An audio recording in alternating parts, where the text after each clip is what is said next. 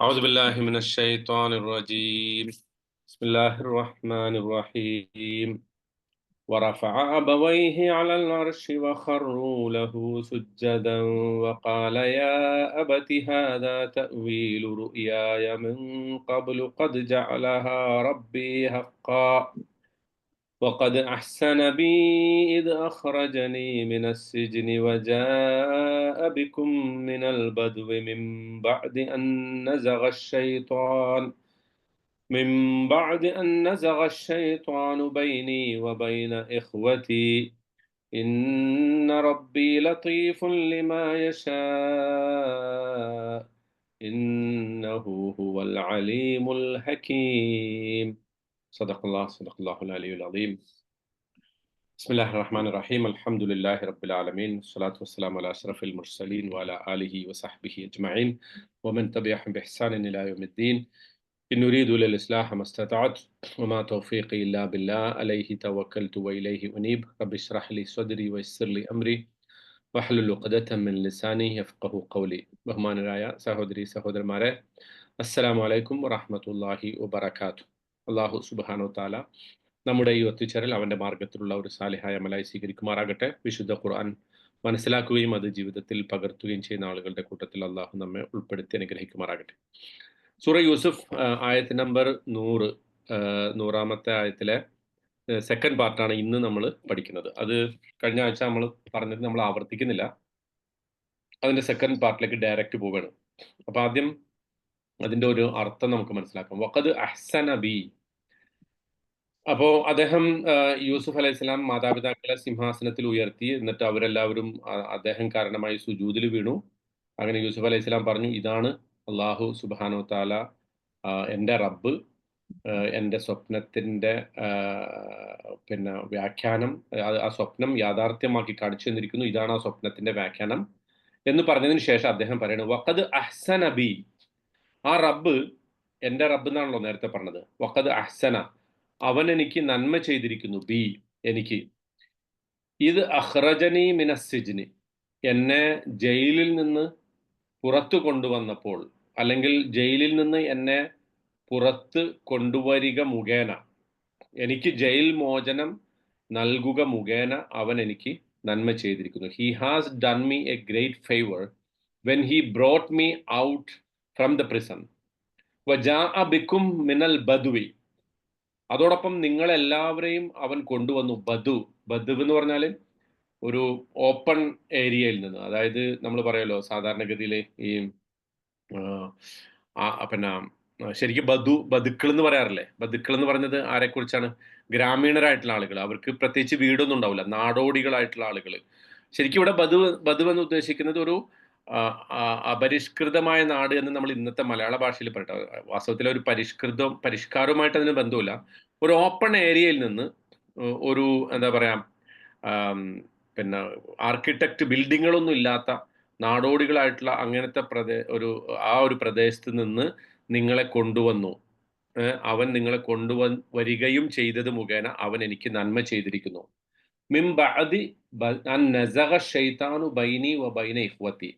പിശാച് എന്റെയും എൻ്റെ സഹോദരങ്ങളുടെയും ഇടയിൽ ഒരു ഭിന്നിപ്പുണ്ടാക്കിയതിനു ശേഷം, അല്ലെങ്കിൽ ഒരു തർക്ക വിതർക്കങ്ങൾ, നിസാഗ് എന്ന് പറഞ്ഞാൽ തർക്ക വിതർക്കം, അല്ലെങ്കിൽ ഒരു നമ്മൾ പറയല്ലേ, എന്താ പറയാ, കുത്തിത്തിരിപ്പ് എന്ന് പറയൂല, അതാണ്. ആ ഒരു ഫ്രിക്ഷൻ ഉണ്ടാക്കിയതിന് ശേഷം എന്ന് പറഞ്ഞാൽ പിശാച് എന്റെയും എൻ്റെ സഹോദരങ്ങളുടെയും ഇടയിൽ ഒരു ഭിന്നിപ്പ് ഉണ്ടാക്കിയതിനു ശേഷം അള്ളാഹു എന്നോട് നന്മ ചെയ്തു.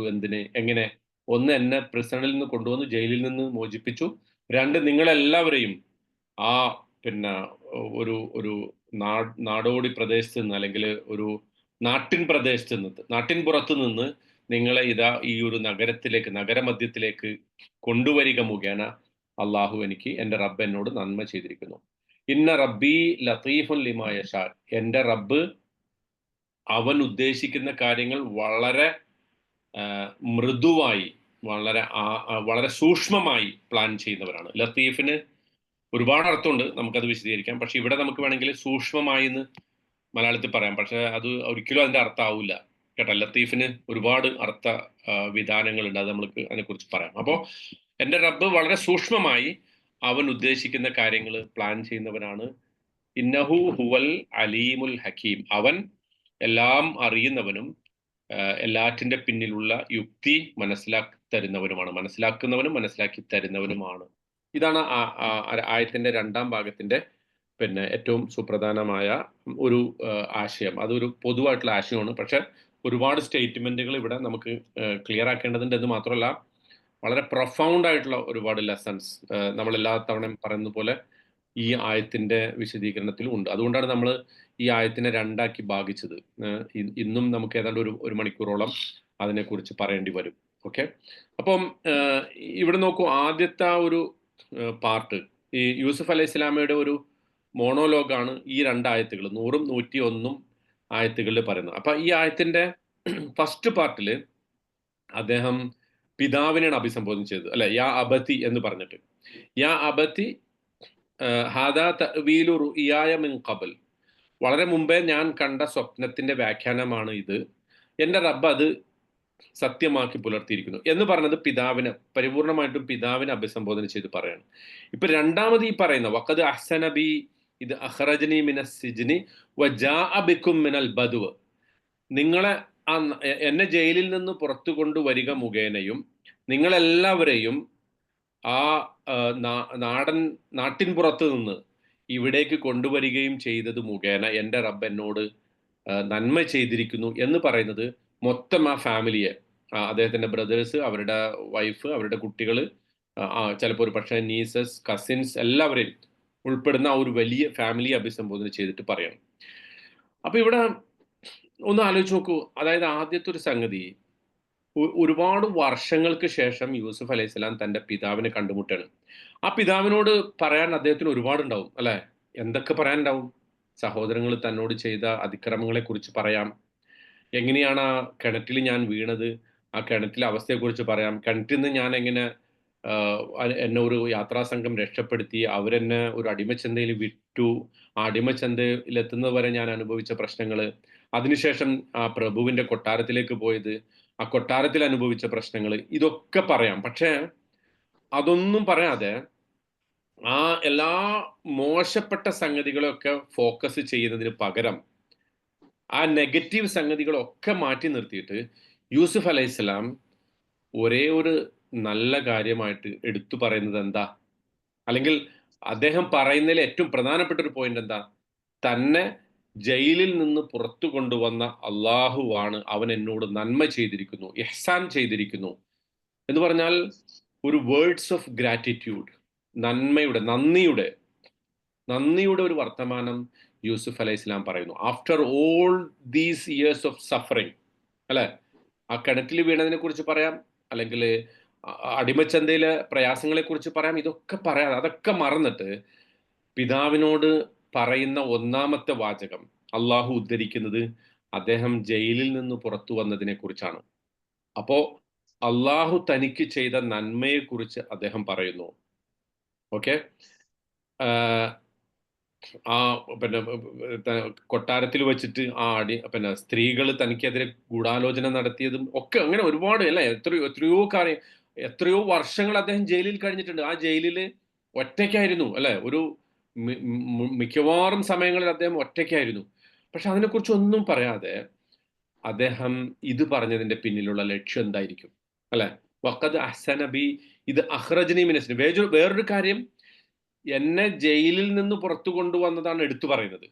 അപ്പോൾ ആ ജയിലിൽ നിന്ന് പുറത്തു കൊണ്ടുവന്നു, അത് വേണമെങ്കിൽ തന്നെ നല്ലതാണ് പറഞ്ഞതെങ്കിൽ വേറൊരു കാര്യം വേണമെങ്കിൽ പറയാം, എന്നെ കിണറ്റിൽ നിന്ന് പുറത്തു കൊണ്ടുവന്നപ്പോൾ എന്ന് വേണമെങ്കിൽ പറയാം, അല്ലെ? അതും വേണമെങ്കിൽ പറയാമായിരുന്നു. പക്ഷെ അതും പറയാതെ ജയിലിൽ നിന്ന് പുറത്തു കൊണ്ടുവന്നു എന്നത് എടുത്തു പറയുന്നതിന് ഒരുപാട് ലക്ഷ്യങ്ങളുണ്ട്. എന്ന് മാത്രമല്ല, അത് ഒരുപാട് ഇംപ്ലിക്കേഷൻസ് ഉള്ള ഒരു സ്റ്റേറ്റ്മെന്റ് ആണ് അത്. അല്ലെ? ചില പണ്ഡിതന്മാർ അതിനെക്കുറിച്ച് പറഞ്ഞിട്ട് എന്തുകൊണ്ട് അദ്ദേഹം കിണറ്റിൽ നിന്ന് എന്നെ പുറത്തു കൊണ്ടുവന്ന നാഥൻ എനിക്ക് നന്മ ചെയ്തു എന്ന് പറഞ്ഞില്ല എന്നുള്ളതിന് അവർ പറയുന്നത്, കിണർ സൂചിപ്പിച്ചാൽ സ്വാഭാവികമായിട്ടും അത് ചെന്ന് കൊള്ളുന്നത് ആർക്ക് നേരെയായിരിക്കും?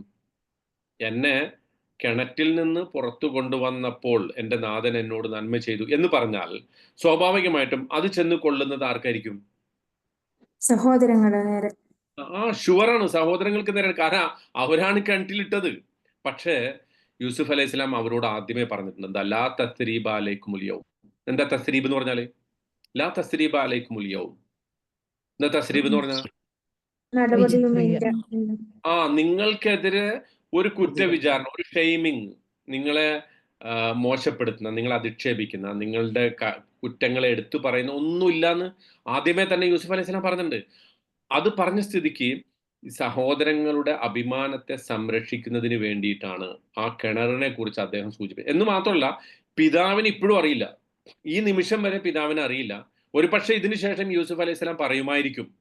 പക്ഷെ ഈ നിമിഷം വരെ യൂസുഫ് അലൈഹി സ്വലാം എവിടെയായിരുന്നു? കിണറ്റിലായിരുന്നോ, ജയിലിലായിരുന്നോ? ഇതൊന്നും ആർക്കറിയില്ല? പിതാവിനറിയില്ല. പിതാവിന്റെ മുമ്പിൽ അദ്ദേഹം ആദ്യം പറയുന്ന സ്റ്റേറ്റ്മെന്റ്, എന്നെ ജയിലിൽ നിന്ന് പുറത്തു കൊണ്ടുവന്ന നാഥൻ എന്നോട് നന്മ ചെയ്തു എന്നുള്ളതാണ്.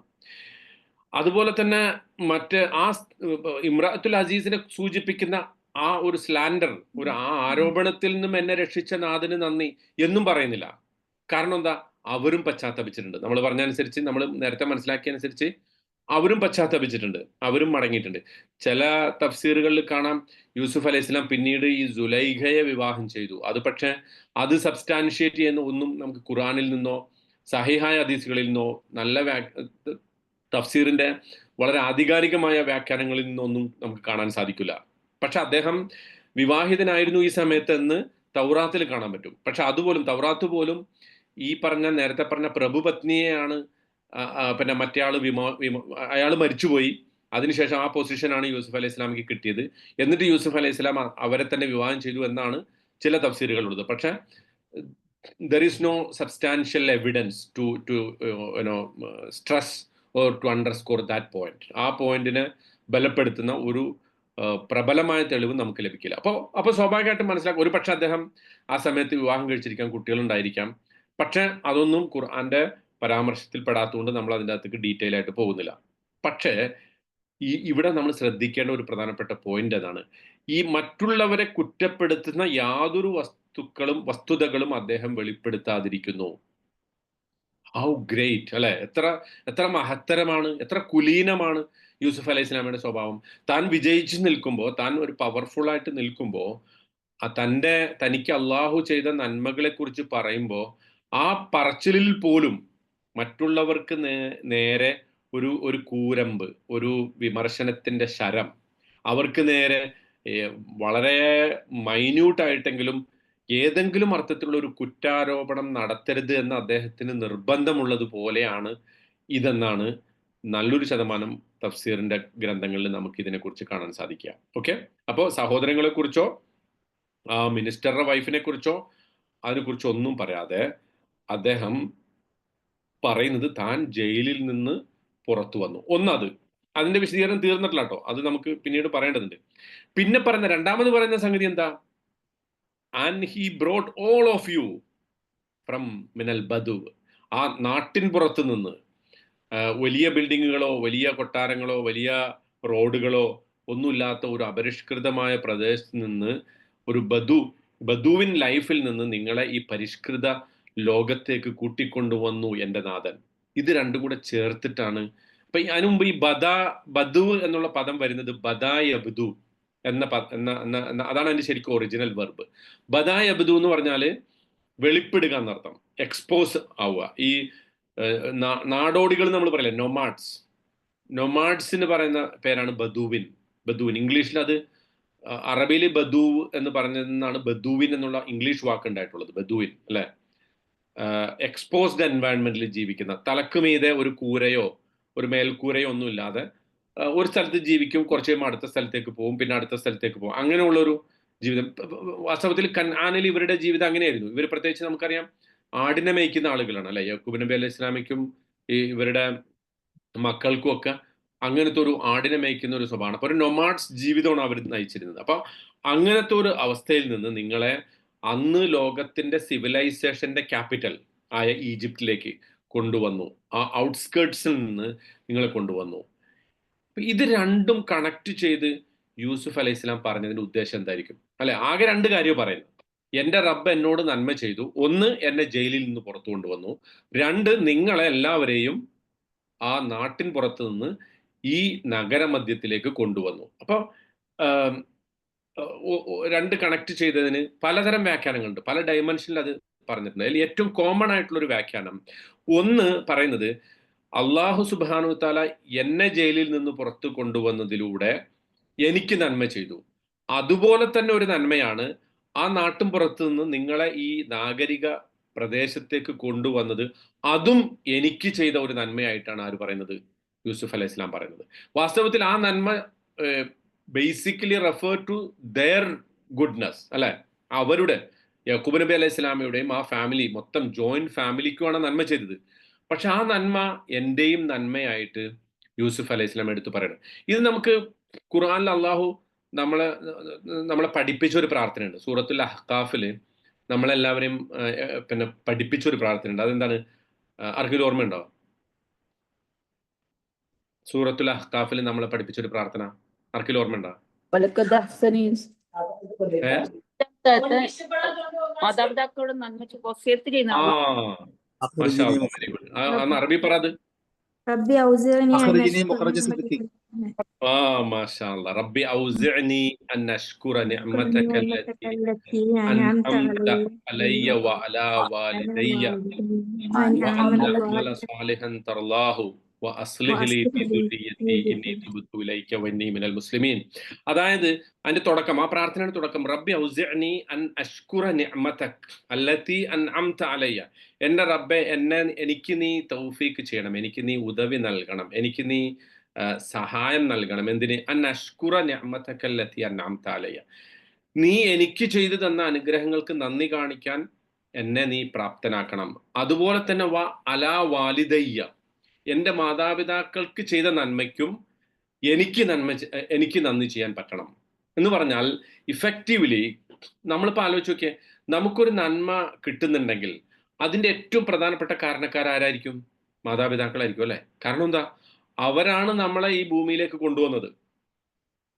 എന്ന് മാത്രമല്ല, അവരുടെ പല ആക്ഷൻസും അവരുടെ പല തീരുമാനങ്ങളുമാണ് നമ്മളാക്കി മാറ്റിയത്. ഇപ്പൊ ഞാൻ എൻ്റെ പേഴ്സണൽ ലൈഫ് എന്ന് പറയുകയാണെങ്കിൽ, എൻ്റെ പേഴ്സണൽ, നിങ്ങൾക്ക് ഓരോരുത്തർക്കും അങ്ങനത്തെ പേഴ്സണലി റിലേറ്റ് ചെയ്യാൻ പറ്റും. ഞാൻ ഉറച്ചു വിശ്വസിക്കുന്നു, എൻ്റെ ഇപ്പോഴത്തെ എന്തെങ്കിലും അർത്ഥത്തിൽ ഈ ഞാൻ എന്തെങ്കിലും ആയിട്ടുണ്ടെങ്കിൽ അത് തീർച്ചയായിട്ടും എൻ്റെ മാതാപിതാക്കളുടെ തീരുമാനങ്ങളാണ്. പ്രത്യേകിച്ച് ഇപ്പോൾ എൻ്റെ വാപ്പ, സോറി ട്ടോ, ഞാൻ വളരെ പേഴ്സണൽ ആവുന്നതിൽ നിങ്ങൾ ക്ഷമിക്കണം. പക്ഷെ ഞാനത് പറയുന്നത് എന്താണെന്ന് വെച്ചാൽ, it may be useful to you also. നിങ്ങൾക്കും അത് റിലേറ്റ് ചെയ്യാൻ പറ്റും. അതായത്, ഞാൻ ജനിക്കുമ്പോൾ തന്നെ എൻ്റെ വാപ്പ ഒരു നിയ്യത്ത് വെച്ചു എന്നാണ് പറയുന്നത്. എന്നോട് തന്നെ അത് പറഞ്ഞിട്ടുണ്ട്. എന്താന്ന് വെച്ചാൽ, ഇവനെ ഞാൻ ശാന്തപുരത്ത് അയച്ച് പഠിപ്പിച്ചേക്കാം എന്ന്. ജനിക്കുമ്പോൾ എന്ന് പറഞ്ഞാൽ 1970. അപ്പൊ എൻ്റെ വയസ്സ് നിങ്ങൾക്കൊക്കെ മനസ്സിലായിട്ടുണ്ടാവും. ഓക്കെ, അത് കുഴപ്പമില്ല. അതായത് 1970 ഞാൻ ജനിക്കുമ്പോൾ ആ രാത്രിയിൽ എൻ്റെ വാപ്പ തീരുമാനിച്ചു എന്നാ പറയുന്നത്. എന്ത്? ഇവനെ ശാന്തപുരത്ത് അയച്ച് ഞാൻ പഠിപ്പിക്കാം. പിന്നീട് ഞാൻ അതിനെക്കുറിച്ച് ആലോചിക്കുമ്പോൾ, അത് ഏത് തരം ഡിസിഷൻ ആണെന്ന് ആലോചിച്ച് നോക്കിയേ. അങ്ങനെ നമ്മൾ ജനിക്കുമ്പോൾ തന്നെ ഒരു തീരുമാനം എടുക്കുകയും ആ തീരുമാനം പിന്നീട് നടപ്പാക്കുകയും, എന്ന് മാത്രമല്ല അതിന്റെ ഫലം കണ്ട് മരിക്കാൻ സാധിക്കുകയും ചെയ്യുക.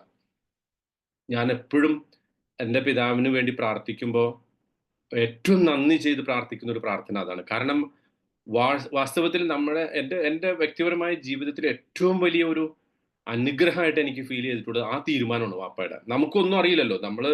അന്നത്തെ ഒരു കാലഘട്ടം നമുക്കറിയാം. ഒരു 10ാം ക്ലാസ് കഴിഞ്ഞാൽ നമ്മൾ എവിടെയാ പോവുക? വാപ്പ എവിടെയാണോ ആക്കണം അവിടെയാണ് പോവുക, അല്ലെ? ഇന്നാണ് ഇപ്പൊ കുട്ടികൾ നമുക്ക് പറഞ്ഞുതരും, ഡിക്റ്റേറ്റ് ചെയ്തു തരും, അല്ലെ, എവിടെ പോകണമെന്നുള്ളത്. പക്ഷെ അന്നത്തെ കാലത്ത് നമ്മുടെ മാതാപിതാക്കൾ നമ്മൾ എവിടെ കൊണ്ടുപോയി അവിടെയാണ് നമ്മൾ പോവുക. അപ്പൊ ആ അർത്ഥത്തിൽ എന്നെ ആ ഒരു സ്ഥാപനത്തിൽ കൊണ്ടുപോയി ആക്കാനും, ഞാൻ അവിടെ നിന്ന് ഇടക്ക് ഒരു ഘട്ടത്തിൽ അവിടെ നിന്ന് മാറാൻ വേണ്ടി തീരുമാനിച്ച് ഒരു മറ്റേ TTC എന്ന് പറഞ്ഞിട്ട് അന്നത്തെ ഒരു കോഴ്സ് ഉണ്ട്, ടീച്ചേഴ്സ് ട്രെയിനിങ് കോഴ്സ്. അതിന് പോകാൻ വേണ്ടി പ്രീ ഡിഗ്രി കഴിഞ്ഞപ്പോൾ, ഇന്നത്തെ +2 അത് കഴിഞ്ഞപ്പോൾ അവിടെ പോകാൻ വേണ്ടി ഒരു ഫോം വാങ്ങിയിട്ട് വാപ്പ അടുത്ത് തന്നു. വാപ്പ ആ ഫോം വാങ്ങി അങ്ങ് കീറിക്കളഞ്ഞു. എന്നിട്ട് പറഞ്ഞു, നീ ശാന്തപുരത്ത് പഠിച്ചാൽ മതി, 7 വർഷം അവിടെ പഠിച്ചിട്ട്, 10ാം ക്ലാസ് കഴിഞ്ഞ് 7 വർഷം അവിടെ പഠിച്ചിട്ട് തിരിച്ചു പോന്നാൽ മതി. ആ തീരുമാനവും എനിക്ക് തോന്നുന്നു that changed my life completely. കാരണം നമ്മുടെ ഒപ്പം ആ ലെവലിലൊക്കെ ഉണ്ടായിരുന്ന കൂട്ടുകാരുടെയും നമ്മളോടൊപ്പം പിന്നെ അന്ന് വളർന്നു വന്ന ആളുകളുടെയൊക്കെ അവസ്ഥയൊക്കെ വെച്ച് നമ്മൾ കമ്പയർ ചെയ്യുമ്പോൾ ആ ഒരൊറ്റ തീരുമാനം നമ്മളെ സ്വാധീനിച്ചതായിട്ട് കാണാൻ സാധിക്കും. ഇതുപോലെ നിങ്ങൾക്കും എല്ലാവർക്കും അനുഭവം ഉണ്ടാവും. അപ്പോൾ എനിക്ക് അള്ളാഹു ചെയ്തു തന്ന അനുഗ്രഹത്തിന് ഞാൻ നന്ദി ചെയ്യുമ്പോൾ അതിനോട് റിലേറ്റ് ചെയ്ത് പറയേണ്ടതാണ് എൻ്റെ മാതാപിതാക്കൾക്ക് ചെയ്ത നന്മ. അതായത് ആ മാതാപിതാക്കൾ മുഖേനയാണ് നമുക്ക് പല അനുഗ്രഹങ്ങൾ ഉണ്ടായിട്ടുള്ളത്. അവരുടെ തീരുമാനങ്ങൾ, അവരുടെ ചോയ്സ്, അതുപോലെ തന്നെ ഇന്ന് നമ്മൾ ഉണ്ടാക്കുന്ന ചോയ്സുകൾ, നമ്മുടെ മക്കൾക്ക് വേണ്ടി ഇന്ന് നമ്മൾ എടുക്കുന്ന ചോയ്സുകൾ, തീരുമാനങ്ങൾ അതുപോലെ മക്കളുടെ ഭാവി ജീവിതത്തെ കണ്ടുകൊണ്ടായിരിക്കണം ചെയ്യണം എന്ന ഒരു മെസ്സേജും അതിലുണ്ട്. നമുക്കൊക്കെ നമ്മളുടെ ഒരു തീരുമാനം നമ്മുടെ മാതാപിതാക്കൾ എടുത്തു, അതിൽ നമ്മൾ സംതൃപ്തരായി. പക്ഷെ അതുകൊണ്ടായില്ല, അതേപോലെ ദീർഘവീക്ഷണത്തോടു കൂടി മക്കളുടെ കാര്യത്തിൽ തീരുമാനങ്ങൾ എടുക്കാൻ നമുക്ക് സാധിക്കണം എന്നുള്ളതാണ്. അപ്പം ഇവിടെ നമ്മൾ നോക്കൂ, ഈ യൂസുഫ് അലൈഹിസ്സലാം പറയാണ് വാപ്പയോട്, ആ എക്സ്റ്റെൻഡഡ് ഫാമിലിയോട് പറയണു, വഖദ് അഹ്സന ബി, എൻ്റെ റബ്ബ് എനിക്ക് നന്മ ചെയ്തിരിക്കുന്നു, സുഹൃതം ചെയ്തിരിക്കുന്നു. എങ്ങനെ? ഇത് അഖ്റജനി മിനസ് സിജ്നി, എന്നെ ജയിലിൽ നിന്ന് പുറത്തു കൊണ്ടുവന്നപ്പോ. അതുപോലെ തന്നെ അഖ്റജക്കും എന്താണ് വജാഅ ബിക്കും മിനൽ ബദ്വ്, നിങ്ങളെ ആ നാട്ടിൻ പുറത്തു നിന്ന് കൊണ്ടുവന്നപ്പോ, നിങ്ങളെല്ലാവരെയും കൊണ്ടുവന്ന് ഇവിടെ ഒരുമിച്ച് കൂട്ടിയപ്പോൾ അതും എനിക്ക് ചെയ്ത നന്മയായിട്ടാണ് യൂസുഫ് അലൈഹിസ്സലാം എടുത്തു പറയുന്നത്. അപ്പോ മാതാപിതാക്കൾക്കും അടുത്ത ബന്ധുക്കൾക്കൊക്കെ എന്തെങ്കിലും ഒരു നന്മ അള്ളാഹുവിൽ നിന്ന് കിട്ടുന്നുണ്ടെങ്കിൽ അത് നമുക്ക് കിട്ടിയ നന്മയായിട്ട് പരിചയപ്പെടുത്തുന്ന ആ ഒരു വിശാല മനസ്കതയെ കുറിച്ചാണ് യൂസുഫ് അലൈഹിസ്സലാം പറയുന്നത് കേട്ടാ. ഒരു പോയിന്റ് അതാണ്. രണ്ടാമത്തത്, ഇതിൽ തന്നെ ഇപ്പൊ നോക്കൂ, അദ്ദേഹം എല്ലാ മുഴുവൻ ഫാമിലിക്കും വേണ്ടിയിട്ടാണ് സംസാരിക്കുന്നത് അല്ലെ. സാധാരണഗതിയിൽ ചിലപ്പോൾ ഫാമിലികളുടെ ഇടക്ക് കസിൻസ്, നീസസ്, നെഫ്യൂസ്, ഇവരുടെയൊക്കെ ഇടക്ക് അസൂയ വല്ലാതെ വ്യാപിക്കുന്ന ഒരു കാലഘട്ടത്തിലാണ് നമ്മൾ ജീവിക്കുന്നത്. പുറത്തു മാത്രമല്ല, ഫാമിലികൾക്കകത്തും. അതായത് ഒരു ഫാമിലി മെമ്പർക്ക്, ഒരു കസിനോ ഒരു ആൾക്കോ എന്തെങ്കിലും ഒരു മെച്ചം കിട്ടുമ്പോൾ അതിനെ ഒരു അസൂയയുടെ കണ്ണോടുകൂടി കാണാനും, അല്ലെങ്കിൽ ഒരു പകയുടെ കണ്ണോടുകൂടി കാണാനും, അല്ലെങ്കിൽ അത് ഇല്ലാതാകണമെന്ന് ആഗ്രഹിക്കുകയൊക്കെ ചെയ്യുന്ന ഒരു പൊളിറ്റിക്സ് ഫാമിലികൾക്കകത്തും രൂപപ്പെട്ടു വരാറുണ്ട്. എന്തുകൊണ്ടാ വെച്ചാൽ നമ്മളെല്ലാവരും കോമ്പറ്റീറ്റീവ് ആണ് ആ വിഷയത്തിൽ. പലപ്പോഴും പല ആളുകളും, എല്ലാവരും അല്ല ഞാൻ പറയുന്നത്, അങ്ങനെയുണ്ട് ഫാമിലികൾ. എന്ന് പറഞ്ഞാൽ നമ്മൾ വിചാരിക്കുന്നത് മറ്റവന് കിട്ടുമ്പോൾ എനിക്ക് കിട്ടാതെ പോകുന്നു എന്നതാണ്. പക്ഷെ ആ ഒരു കൺസെപ്റ്റിനെയാണ് ഇവിടെ യൂസുഫ് അലൈഹിസ്സലാം തകർത്ത് കളയുന്നത്. എനിക്കൊരു നന്മ അള്ളാഹു ചെയ്തു, അതുപോലെ തന്നെ എൻ്റെ മൊത്തം കുടുംബത്തിനും, ഒരു എക്സ്റ്റെൻഡഡ് ഫാമിലിക്കും, കൂട്ടുകുടുംബാദികൾക്കൊക്കെ അള്ളാഹു നന്മ ചെയ്തു. ആ നന്മയൊക്കെ ഏറ്റവും വലിയ അനുഗ്രഹമായിട്ട് അദ്ദേഹം എടുത്തു പറയുന്നത്. ഇപ്പൊ നോക്കൂ, ഈ ഫാമിലി എന്ന് പറയുന്നത്, അവര് രണ്ടാമത് യൂസുഫ് അലൈഹിസ്സലാമയുടെ അടുക്കൽ റേഷന് വരുമ്പോൾ അവർ കൊണ്ടുവന്ന സാധനങ്ങൾ എന്താ? നമ്മളന്ന് പറഞ്ഞല്ലോ, ബിലാഅത്തൻ മുസ്ജാത്ത് എന്നാ പറഞ്ഞത്. എന്താ ബിലാഅത്തൻ മുസ്ജാത്ത് എന്ന് പറഞ്ഞാല്? തരംതാണ വസ്തുക്കൾ. ആ വീട്ടിലെ ചിലപ്പോ കുറച്ച് വിറകോ കുറച്ച് ഫർണിച്ചറിന്റെ കഷ്ണങ്ങളോ ഇങ്ങനെയൊക്കെയായിട്ടാണ് അവർ വന്നത്. എന്ന് പറഞ്ഞാൽ ദൈവ ഡെസ്റ്റിറ്റ്യൂട്ട് ഫാമിലി, വളരെ നിസ്വരായ ദരിദ്രരായ ഒരു ഫാമിലി ആയിരുന്നു. അവിടെ നിന്നാണ് അവരെ ഇത്രയും സമ്പന്നതയുടെ, നാഗരികതയുടെ ഒരു വലിയ കൊട്ടാരത്തിലേക്ക് അവരെ ക്ഷണിച്ചുകൊണ്ട് വരികയാണ് യൂസുഫ് അലൈഹിസ്സലാം. അത് ഉദ്ഖുലു മിസ്ര ഇൻഷാ അല്ലാഹു ആമിനീൻ അല്ലെ, അങ്ങനെയാണ് അവരുടെ മൊത്തം അവരെ വിളിച്ചിട്ട് പറയുന്നത്, നിങ്ങൾ എല്ലാവരും മിസ്റിൽ പ്രവേശിച്ചുള്ളൂ, നിർഭയരായിക്കൊണ്ട് പ്രവേശിച്ചുള്ളൂ. അപ്പോൾ കുടുംബത്തിന് ലഭിക്കുന്ന അനുഗ്രഹത്തെ നമുക്ക് ലഭിക്കുന്ന അനുഗ്രഹമായി കാണാനുള്ള ഒരു പ്രേരണ ഇവിടെ യൂസുഫ് അലൈഹിസ്സലാം നൽകുന്നുണ്ട്. കുടുംബാംഗങ്ങളിൽ, നമ്മുടെ ഏറ്റവും എക്സ്റ്റെൻഡഡ് ആയിട്ടുള്ള ഫാമിലികളിൽ പോലും ഒരാൾക്ക് ലഭിക്കുന്ന, പലപ്പോഴും ഇപ്പോഴത്തെ ഒരു കാലഘട്ടത്തിൽ അതിനൊക്കെ പുറമെ എല്ലാവരും അഭിനന്ദിക്കും അല്ലെ, കുടുംബത്തിൽ ഒരാൾ, പക്ഷെ അകത്ത് അതിനെക്കുറിച്ച് വല്ല നമുക്ക് അതെന്റെ മോന് കിട്ടിയില്ലല്ലോ, എൻ്റെ ബ്രദറിന്, സഹോദരിക്ക് കിട്ടിയില്ലല്ലോ, എൻ്റെ വൈഫിന്, എൻ്റെ ഭർത്താവിന് കിട്ടിയില്ലല്ലോ എന്ന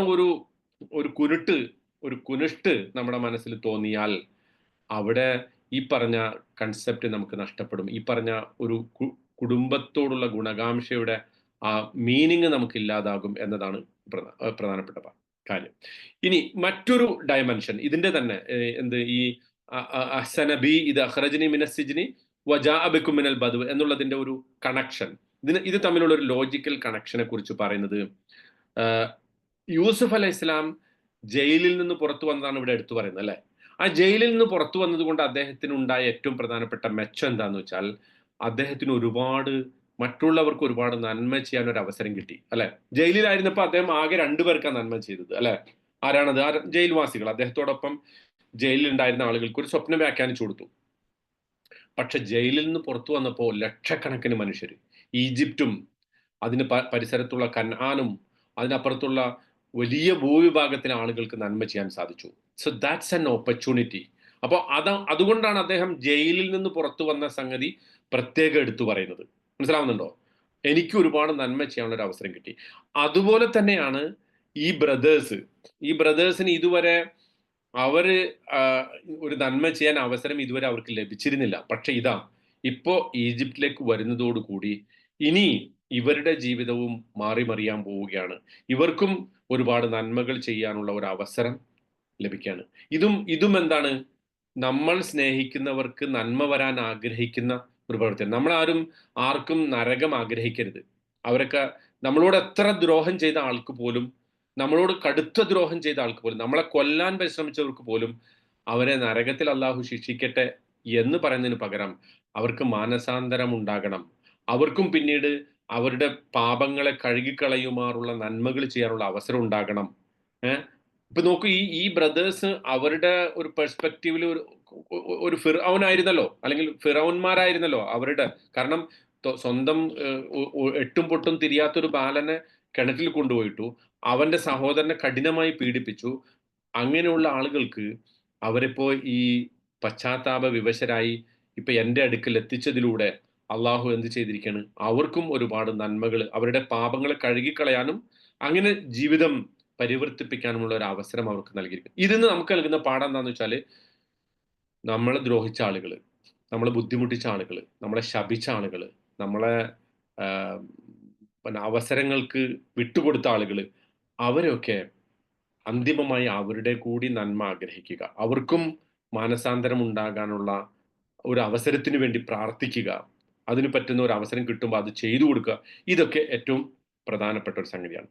ഇനി മറ്റൊരു ഡയമെൻഷൻ അതെന്ന് വെച്ചാൽ, ഇപ്പൊ നോക്കൂ, ഇതേപോലത്തെ ഒരു വാക്ക് യൂസുഫ് അലൈഹി സ്വലാം മുമ്പ് ഉപയോഗിച്ചിട്ടുണ്ട്. അഹ്സന എന്ന് പറയുന്ന വാക്ക് എപ്പോഴാന്ന് അറിയോ?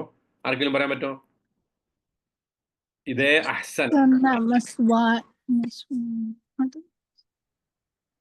ആ ഇമ്രാത്തുൽ അസീസിന്റെ അടുത്ത് നിന്ന് രക്ഷപ്പെട്ടപ്പോഴാണത്. അങ്ങനെ ഒരു ക്ലൂ തരാം എന്നാ പറയും.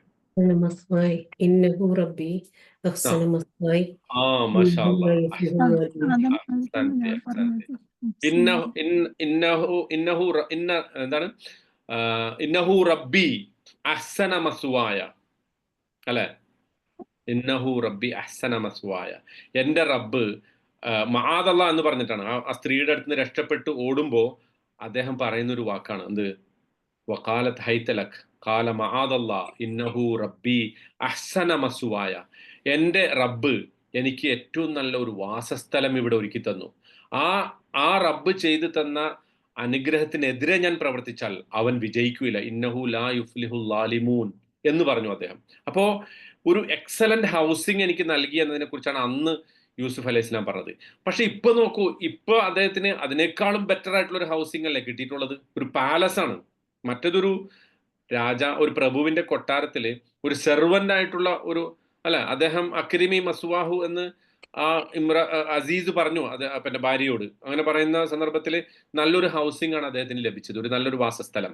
പക്ഷെ അതിനേക്കാൾ വലിയ ഒരു പാലസ് കിട്ടിയ സന്ദർഭത്തിൽ, അതിനേക്കാൾ വലിയ വിശാലമായ ഒരു കൊട്ടാരം കിട്ടിയ സന്ദർഭത്തിൽ, ഒരുപാട് പവർ കിട്ടിയ ഒരു സന്ദർഭത്തിൽ, തനിക്ക് വേണ്ടതെല്ലാം ചെയ്യാൻ പറ്റുന്ന അധികാരം കിട്ടിയ ഒരു സന്ദർഭത്തിൽ യൂസുഫ് അലൈഹി സ്വലാം പറയുന്നത് എന്താ? എനിക്ക് അഹ്സന മസ്വായ എന്നല്ല പറയുന്നത്, മറിച്ച് ഇത് അഹ്സനബി, ഇത് അഖ്റജ്നി മിനസ് സിജ്ൻ. അപ്പൊ യൂസുഫ് അലൈഹി സ്വലാം ഇസ് നോട്ട് ബീങ് മെറ്റീരിയലിസ്റ്റിക്, ഒരു ഭൗതികാസക്തനാവുകയല്ല ചെയ്യുന്നത്, മറിച്ച് he is thanking Allah for bringing him out of the prison. തന്നെ ജയിലിൽ നിന്ന് പുറത്തു കൊണ്ടുവന്നതിന് അദ്ദേഹം അള്ളാഹുവിനോട് നന്ദി ചെയ്യണം. അതോടൊപ്പം അതിനേക്കാൾ വലിയ ഒരു ലെസൺ എന്താന്ന് വെച്ചാല്, നോക്കൂ, യൂസുഫ് അലൈഹി സ്വലാം എങ്ങനെയാണ് ജയിലിൽ നിന്ന് പുറത്തു വരുന്നത്? നമുക്കറിയാമോ കഥ അല്ലെ? അത് അദ്ദേഹം പ്ലാൻ ചെയ്താണോ അത് അള്ളാഹു പ്ലാൻ ചെയ്താണോ? യൂസുഫ് അലൈഹി സ്വലാം ജയിലിൽ നിന്ന് പുറത്തു വന്ന പ്ലാൻ ആരുടേതായിരുന്നു? അള്ളാന്റെ പ്ലാൻ ആയിരുന്നു. കാരണം എന്താ? എങ്ങനെയാണ് അദ്ദേഹം പുറത്തു വന്നത്? സ്വപ്നം വ്യാഖ്യാനിച്ചിട്ടാണ് അല്ലെ? ആരുടെ ആ. സ്വപ്നം? രാജാവ് രാജാവിന് രാജാവിന് ഒരു സ്വപ്നം കാണാനും ആ സ്വപ്നം അദ്ദേഹത്തിനെ അലട്ടാനും അദ്ദേഹത്തിന് ഉറക്കം നഷ്ടപ്പെടാനും ആ സ്വപ്നത്തെക്കുറിച്ച് അദ്ദേഹം തന്റെ ആളുകളോട് പറയാനും ആ പറഞ്ഞപ്പോ നേരത്തെ ജയിലിലുണ്ടായിരുന്ന രണ്ടാളുകളിൽ രക്ഷപ്പെട്ട ആൾ അത് കേൾക്കാനും കേട്ട ആൾ അത് രാജാവിനോട് പറയാം, ഞാൻ ഈ സ്വപ്നത്തെക്കുറിച്ച് പറഞ്ഞു തരാമെന്ന് പറഞ്ഞിട്ട് നേരെ യൂസുഫിന്റെ അടുത്ത് വരാനും യൂസുഫ് അലൈഹി സ്വലാം ആ സ്വപ്നം വ്യാഖ്യാനം പറഞ്ഞു കൊടുത്തതിന് ശേഷം ഇയാൾ തിരിച്ചു വന്ന് രാജാവിനോട് പറഞ്ഞപ്പോൾ രാജാവിന് തോന്നി, ഇത് ഇവൻ പറഞ്ഞതാവൂലല്ലോ, ആരാ പറഞ്ഞത് അവനോട് ചോദിച്ചു. അവൻ തിരിച്ചു വീണ്ടും പോയിട്ട് യൂസുഫ് അലൈഹി ഇസ്ലാമെ കൂട്ടിക്കൊണ്ടുവന്നു. അപ്പൊ രാജാവ് പറഞ്ഞു. അപ്പോ the entire thing was planned by Allah അല്ലെ? വാസ്തവത്തിൽ യൂസുഫ് അലൈഹി ഇസ്ലാം നല്ലൊരു പ്ലാനറാണ്. കാരണം അദ്ദേഹമാണ് ആ 7 വർഷത്തെ പ്ലാൻ ഉണ്ടാക്കിയത്. 7 വർഷം കൃഷി ഉണ്ടാവും, 7 വർഷം നല്ല വിളകൾ ഉണ്ടാകും, അത് നമ്മൾ സൂക്ഷിച്ചു വെക്കണം. അടുത്ത 7 വർഷം ക്ഷാമം ഉണ്ടാവും, ആ ക്ഷാമത്തിനേക്ക് വേണ്ടി എടുത്തു വെക്കണം അല്ല. പിന്നെ ഒരു വർഷം ജനങ്ങൾ ഒരുപാട് പിന്നെ ധാന്യങ്ങൾ സ്ക്യൂസ് ചെയ്യുന്ന ഒരു അവസ്ഥ ഉണ്ടാവും. ഇതൊക്കെ പ്ലാൻ ചെയ്ത ആൾക്ക് പക്ഷെ തൻ്റെ ജയിലിൽ നിന്നുള്ള പുറത്ത് വരൽ, ജയിൽ മോചനം പ്ലാൻ ചെയ്യാൻ സാധിച്ചിരുന്നില്ല. അത് അദ്ദേഹം അള്ളാഹുവിന്റെ പ്ലാൻ ആയിട്ട് എടുത്തു പറഞ്ഞു. ഇനി രണ്ടാമത്തെ സംഗതി നോക്കൂ, ഈ പറയണ ശ്രദ്ധിച്ചു കേൾക്കണോട്ടാ. മിനൽ ബദുവ്, നിങ്ങളെ നാട്ടിൻ പുറത്തുനിന്ന് കൊണ്ടുവന്നു അള്ളാഹു. ശരിക്കും ആ കൊണ്ടുവന്നത് പ്ലാൻ ചെയ്ത ആരാ? അവരെ നാട്ടിൻ പുറത്തുനിന്ന് ഇവിടെ കൊണ്ടുവരുന്നത് വരെയുള്ള എല്ലാ സംഗതികളും പ്ലാൻ ചെയ്തത് ആരാ? യൂസുഫ് അലൈഹി ഇസ്ലാമയാണ്. എങ്ങനെയാ? ആദ്യം ബിന്യാമിന്റെ പാത്രത്തിൽ കപ്പിടുന്നു, അത് പിടിക്കപ്പെടുന്നു, എന്നിട്ട് അതിന്റെ പേരിൽ ബിന്യാമിനെ അവിടെ പിടിച്ചു വെക്കുന്നു. രണ്ടാമത് ഇവർ വരുമ്പോൾ ഇവരോട് പറയുന്നു ഫാമിലിനെ കൊണ്ടുവരണമെന്ന് പറയുന്നു, വെളിപ്പെടുത്തുന്നു. ഈ കൃത്യം ആ chain of events completely plan ചെയ്താരാ? യൂസുഫ് അലൈഹി ഇസ്ലാമയാണ്. പക്ഷെ അതിനെക്കുറിച്ചും അദ്ദേഹം പറയുന്നത് ആര് ചെയ്തു എന്നാ പറയുന്നത്? മിനൽ ബദു, നിങ്ങളെ മൊത്തം നാട്ടിൻപുറത്തുനിന്ന് കൊണ്ടുവന്ന അള്ളാഹു ആണെന്നാണ് പറയുന്നത്. ഈ പറയുന്നതിന്റെ കണക്ഷൻ മനസ്സിലാവുണ്ടോ? ആദ്യം എന്നെ ജയിലിൽ നിന്ന് പുറത്തു കൊണ്ടുവന്നത് അള്ളാഹു, റബ്ബ്, എൻ്റെ റബ്ബ്. നിങ്ങളെ നാട്ടിൻപുറത്ത് നിന്ന് ഇവിടേക്ക് കൊണ്ടുവന്നതും റബ്ബ്. പക്ഷേ രണ്ടും തമ്മിലുള്ള പ്രകടമായ വ്യത്യാസമുണ്ട്. ഒന്നാമത്തത് പ്ലാൻ ചെയ്തത് അള്ളാഹു ആണ്, രണ്ടാമത്തത് പ്ലാൻ ചെയ്തത് യൂസുഫ് അലൈഹി ഇസ്ലാമിയാണ്. പക്ഷെ രണ്ടിനോടും അദ്ദേഹം പുലർത്തിയ നിലപാടെന്താ? രണ്ടും അള്ളാഹു ചെയ്താണ്. വിച്ച് മീൻസ് അത് നമുക്ക് പറഞ്ഞു തരുന്നത് എന്താന്ന് വെച്ചാല്, നമ്മുടെ പ്ലാൻ ചിലപ്പോഴൊക്കെ നടക്കും. നമ്മൾ പ്ലാൻ ചെയ്തതനുസരിച്ച് നമുക്ക് ചിലപ്പോഴൊക്കെ കാര്യങ്ങളെ നടത്താൻ പറ്റും. പക്ഷെ അധിക സമയവും നമ്മളുടെ പ്ലാനിൽ ഇല്ലാത്തത് അള്ളാഹു നടത്തി തരും. രണ്ടായാലും നടത്തി തരുന്നത് ആരാണ്? അള്ളാഹു ആണ്. ഏറ്റവും സുപ്രധാനമായ ഒരു പാഠം യൂസുഫ് അലൈഹി ഇസ്ലാം നമ്മളെ പഠിപ്പിക്കുകയാണത്. Sometimes we plan, Allah does it. Sometimes we can't plan anything, still Allah does it. മനസ്സിലാവുന്നുണ്ടോ? അള്ളാഹുവിന്റെ ഇന്റർവെൻഷൻ, ഡിവൈൻ ഇന്റർവെൻഷൻ എന്ന് പറയുന്നത് നമ്മുടെ പ്ലാനിങ്ങിനേക്കാളും ഒക്കെ അപ്പുറത്താണ് അല്ലെ? വഫൗഖ തദ്ബീരിന ലില്ലാഹി തഖ്ദീറു. വഫൗഖ തദ്ബീരിന, നമ്മുടെ പ്ലാനിങ്ങിനപ്പുറം ലില്ലാഹി തഖ്ദീറു, അള്ളാഹുവിന് എന്തുണ്ട്? ഒരു തഖ്ദീർ ഉണ്ട്. അപ്പോ ഇപ്പൊ നോക്കൂ നിങ്ങൾ, ഈ ഈജിപ്തിലേക്ക് ഇവരെ കൊണ്ടുവന്നു എന്ന് പറയുന്നത് ഒരു വലിയ അനുഗ്രഹമായിട്ട് എടുത്തു പറയുമ്പോൾ അതിൻ്റെ ഒരു ഹയർ പർപ്പസിനെ കുറിച്ച് നമ്മൾ ആലോചിച്ച് നോക്കൂ. ഈ 12 സഹോദരന്മാര് പിന്നീട് ഇവരാണ് ഈജിപ്തില് വലിയൊരു പവർഫുൾ ഫോഴ്സ് ആയിട്ട് മാറുന്നത്. ആ പവർഫുൾ ഫോഴ്സ് ആയിട്ട് മാറി അവര് ഈജിപ്തിലെ അധികാര സ്ഥാനങ്ങളിൽ എത്തിപ്പെടുന്നു. അങ്ങനെ അധികാര സ്ഥാനത്തിൽ എത്തിപ്പെട്ട് കഴിഞ്ഞപ്പോൾ അന്നത്തെ ഈജിപ്തിലെ ഫറോവയ്ക്ക് തോന്നി ഇവര് വലിയ അധികാര സ്ഥാനങ്ങൾ പിടിച്ചെടുക്കാൻ പോവുകയാണ് എന്ന് തോന്നിയപ്പോൾ അയാൾ അവരെയൊക്കെ അടിമകളാക്കി മാറ്റി, ബനി ഇസ്രായേലിന്റെ മൊത്തം. അങ്ങനെ ഇരിക്കാതെ ഫറോവയ്ക്ക് ഒരു സ്വപ്നം കണ്ടു, ഈ ബനി ഇസ്രായേൽപ്പെട്ട ഒരാൾ തന്നെ കൊല്ലും എന്ന് കണ്ടപ്പോൾ അയാൾ തീരുമാനിച്ചു ബനി ഇസ്രായേൽ ജനിക്കുന്ന എല്ലാ ആൺകുഞ്ഞുങ്ങളെയും കൊല്ലണം. അങ്ങനെ എല്ലാ ആൺകുഞ്ഞുങ്ങളെയും കൊന്നു. പക്ഷെ ഒരു കുഞ്ഞ് രക്ഷപ്പെട്ടു, മൂസ അലൈഹി ഇസ്ലാം. അള്ളാഹുവിന്റെ പ്ലാൻ. ആ കുഞ്ഞ് എവിടെ വളർന്നു? അതേ ഫിർഔന്റെ കൊട്ടാരത്തിൽ വളർന്നു. ആ കൊട്ടാരത്തിൽ വളർന്നു. മൂസ അലൈഹി ഇസ്ലാമിന്റെ കഥ നമുക്കറിയാം. അദ്ദേഹം പിന്നീട് ഫിർഔന്റെ നാശത്തിന് കാരണമായി. എന്ന് പറഞ്ഞാൽ ഇതിന് ശേഷമുള്ള ചെയിൻ ഓഫ് ഈവൻസിന്റെ കംപ്ലീറ്റ് റീസൺ എന്തായിരുന്നു? ഇവരെല്ലാവരും ആ നാട്ടുംപുറത്തുനിന്ന് ഈജിപ്തിലേക്ക് താമസം മാറിയതാണ്. അത് അള്ളാഹു ചെയ്ത പ്ലാനാണ്. മീനിങ് നമ്മൾ ഒരുപാട് കാര്യങ്ങളെ നമ്മൾ അവഗണിക്കും. നമുക്ക് അള്ളാഹു ചെയ്ത അള്ളാഹുവിന്റെ പ്ലാനിനെ അതേക്കുറിച്ച് ഞാൻ വിശദമായിട്ട് ഇന്നല്ലാഹ ലത്തീഫുൻ ലിമാ യശാഉ എന്നുള്ളിടത്ത് പറയാം. പക്ഷെ ഇതാണ് അള്ളാന്റെ പ്ലാൻ. ഇപ്പൊ നമ്മൾ ഒക്കെ എല്ലാം പ്ലാൻ ചെയ്തു. ഇപ്പൊ നമ്മുടെ മക്കൾക്ക് വേണ്ടി നമ്മൾ അവരുടെ വിദ്യാഭ്യാസം അവരുടെ ഒക്കെ പ്ലാൻ ചെയ്തു. പക്ഷെ ചിലപ്പോൾ കാണാം ആ വിദ്യാഭ്യാസത്തിനിടക്ക് മക്കള് ചെറുതായിട്ട് വഴിതെറ്റി പോകുന്നു. ഫോർ എക്സാമ്പിൾ, അല്ലെങ്കിൽ നമ്മൾ നമ്മുടെ തന്നെ ജീവിതം നമ്മൾ പ്ലാൻ ചെയ്തു. പക്ഷെ ഇടയ്ക്ക് കാണാം നമ്മൾ വിചാരിക്കുന്നതിനപ്പുറത്തേക്ക് നമ്മുടെ ജീവിതം കൂപ്പുകുത്തുന്നു. ചിലപ്പോൾ കാണാം നമ്മൾ വിചാരിക്കുന്നതിനേക്കാളും മെച്ചപ്പെടുന്നു.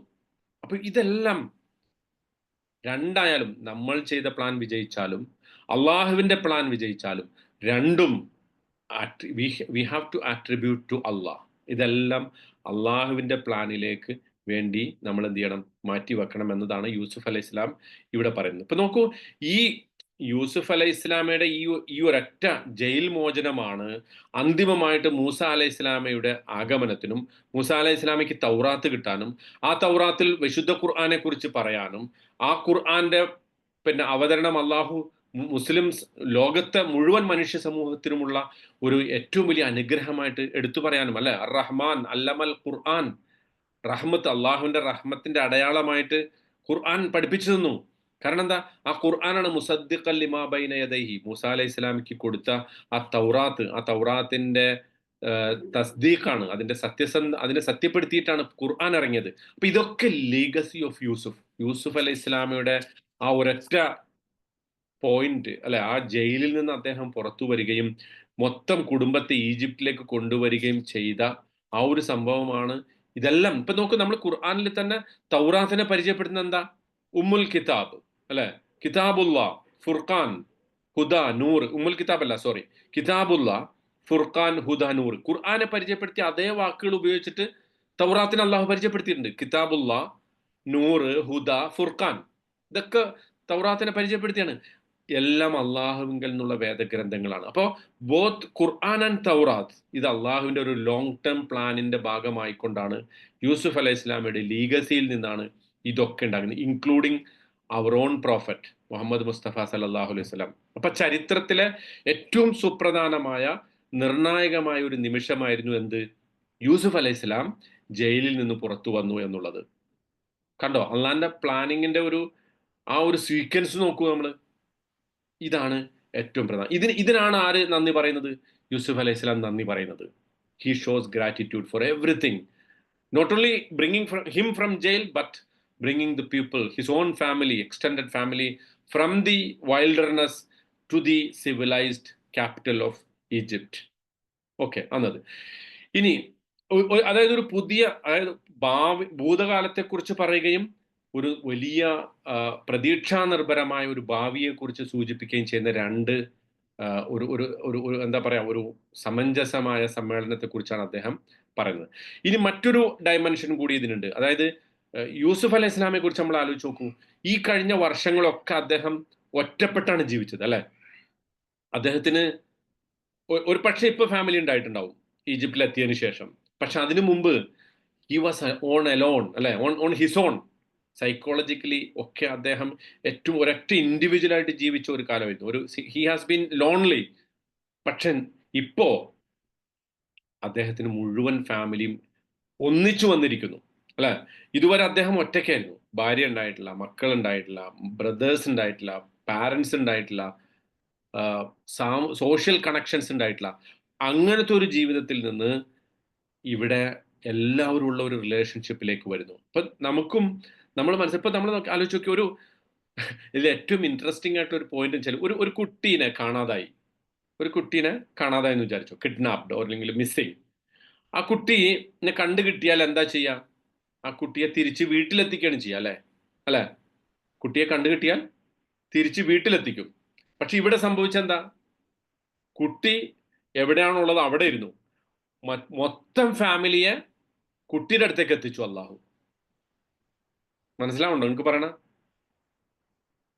തിരിയുന്നുണ്ടോ? അതെ, മനസ്സിലാവുന്നുണ്ട്. അതായത് ഒരു കുട്ടി, നഷ്ടപ്പെട്ടു പോകുന്ന കുട്ടിയെ വീട്ടിലേക്ക് കൊണ്ടുപോയി കൊടുക്കുകയാണ് സാധാരണ പതിവ്. പക്ഷെ അള്ളാഹുവിന്റെ കഴിവ് നോക്കുക, അല്ലെങ്കിൽ അള്ളാഹുവിന്റെ അനുഗ്രഹം നോക്കുക. ആ അനുഗ്രഹത്തെ കുറിച്ചാണ് യൂസുഫ് അലൈഹി സ്വലാം പറയുന്നത്. പടച്ചോനെ, ഞാൻ നഷ്ടപ്പെട്ടു പോയൊരു കുട്ടിയായിരുന്നു, മിസ്സിംഗ് ചൈൽഡ് ആയിരുന്നു. എന്നെ നീ എൻ്റെ കുടുംബത്തിലേക്ക് എത്തിക്കുന്നതിന് പകരം നീ എന്താ ചെയ്തത്? എൻ്റെ മുഴുവൻ കുടുംബത്തെയും എന്നിലേക്ക് എത്തിച്ചു. യാക്കൂബ് നബി അലൈഹി സ്വലാം പറഞ്ഞെന്താ? അസല്ലാഹു അൻ യഅ്തിയനി ബിഹിം ജമീഅ എന്നാ പറഞ്ഞത്. അള്ളാഹു അവരെല്ലാവരെയും കൊണ്ടുവരും എന്നാണ് പറഞ്ഞത്. പക്ഷെ അള്ളാഹ് പറഞ്ഞു അങ്ങനെയല്ല, ഞാൻ ചെയ്യാൻ പോകുന്നത് എല്ലാവരെയും നിന്റെ അടുത്തേക്ക് കൊണ്ടുവരില്ല, മറിച്ച് നിങ്ങളെല്ലാവരെയും ഞാൻ യൂസുഫിന്റെ അടുത്തേക്ക് കൊണ്ടുപോവുകയാണ്. I will bring all of them to you, Yusuf അലൈഹി സ്വലാമോട് പറയാണ്. അപ്പം ഒരു ഫാമിലി മെമ്പറും ഇല്ലാതിരുന്ന ഒരു അവസ്ഥയിൽ നിന്ന് യൂസുഫ് അലൈഹി സ്വലാം suddenly he became the whole, അല്ലെ, ഒരു ഓൾ ഫാമിലി മാൻ. ഒരു ഈ ഒരു അനുഗ്രഹത്തെ യൂസുഫ് അലൈഹി സ്വലാം എടുത്തു പറയുകയാണ്. വഖദ് ജാഅ ബിക്കും വജാഅ ബിക്കും മിനൽ ബദ്വ് എന്ന് പറയുന്നതിലൂടെ.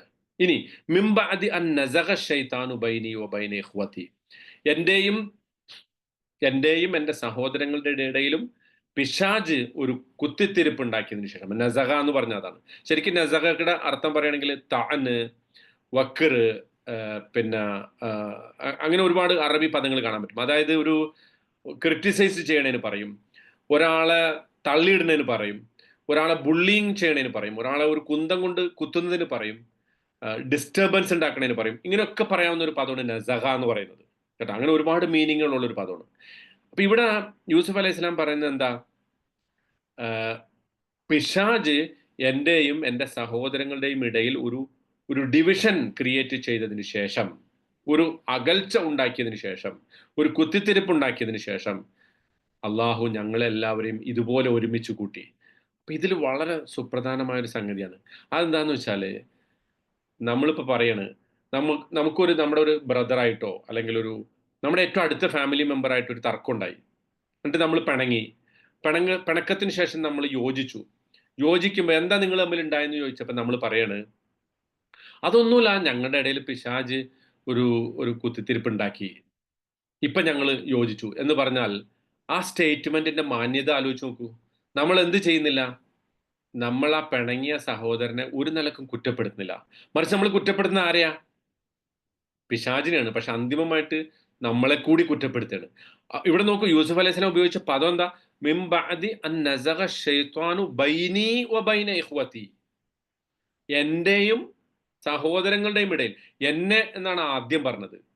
എന്ന് പറഞ്ഞാൽ ഇത്രയും ക്രൂരത തന്നോട് ചെയ്ത സഹോദരങ്ങളെ ഈ അവസാന നിമിഷത്തിൽ പോലും കുറ്റപ്പെടുത്താനോ അവരെ പിശാചിനെ ആ ഇക്വേഷനിലേക്ക് കൊണ്ടുവരുമ്പോൾ പോലും അവരാദ്യം പറയാതിരിക്കാനും സ്വന്തത്തെക്കുറിച്ച് ആദ്യം പറയാനും യൂസുഫ് അലൈഹി സ്വലാം കാണിക്കുന്ന മാന്യത, വാട്ട് എ റിമാർക്കബിൾ ബിഹേവിയർ, അല്ലെ, what A significant lesson, what a profound impact that stance has on the brothers. എങ്ങനെയായിരിക്കും അത് കേൾക്കുന്ന സഹോദരങ്ങൾ അതിനോട് പ്രതികരിക്കുമെന്ന് ആലോചിച്ച് നോക്കൂ. ഇത്രയും ഞങ്ങൾ അവനോട് ചെയ്തിട്ടും അവൻ ആ ഒരു സംഭവത്തെക്കുറിച്ച് പറയുന്ന ആകെ ഒരു സ്റ്റേറ്റ്മെന്റ് എന്താ?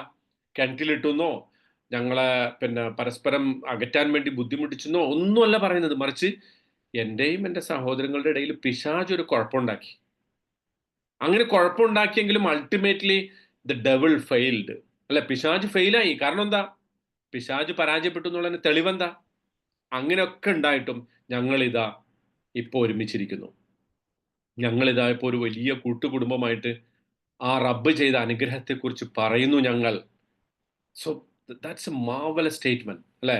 അങ്ങനത്തെ ഒരു കറപ്ഷൻ ആ പിശാജ് ഞങ്ങളുടെ ബന്ധങ്ങളിൽ ഉണ്ടാക്കിയിട്ടും ഞങ്ങളിപ്പോ അതിനെ മറികടന്ന് ആ ഒരു എല്ലാ പ്രശ്നങ്ങളെയും മറികടന്ന് ഞാനും എൻ്റെ ബ്രദേഴ്സും, ഇവൻ നോക്കൂ, അവരെന്നല്ല പറയുന്നത്, ബൈനഹും എന്നല്ല പറയുന്നത്, ബൈന ഇഖ്വതി, എൻ്റെ സഹോദരങ്ങൾ എന്തൊക്കെ എന്നോട് ചെയ്തിട്ടുണ്ടെങ്കിലും ആ എൻ്റെ സഹോദരങ്ങൾ എന്ന് പറയുന്നതിലൂടെ ഏറ്റവും കുലീനമായിട്ടുള്ള, ഏറ്റവും എലഗന്റ് ആയിട്ടുള്ള, ഏറ്റവും നോബിൾ ആയിട്ടുള്ള ഒരു സ്റ്റാൻഡ് യൂസുഫ് അലൈഹി സ്വലാം അവിടെ എടുക്കണം. എന്നിട്ട് പിശാജ് അവിടെ പരാജയപ്പെട്ടു.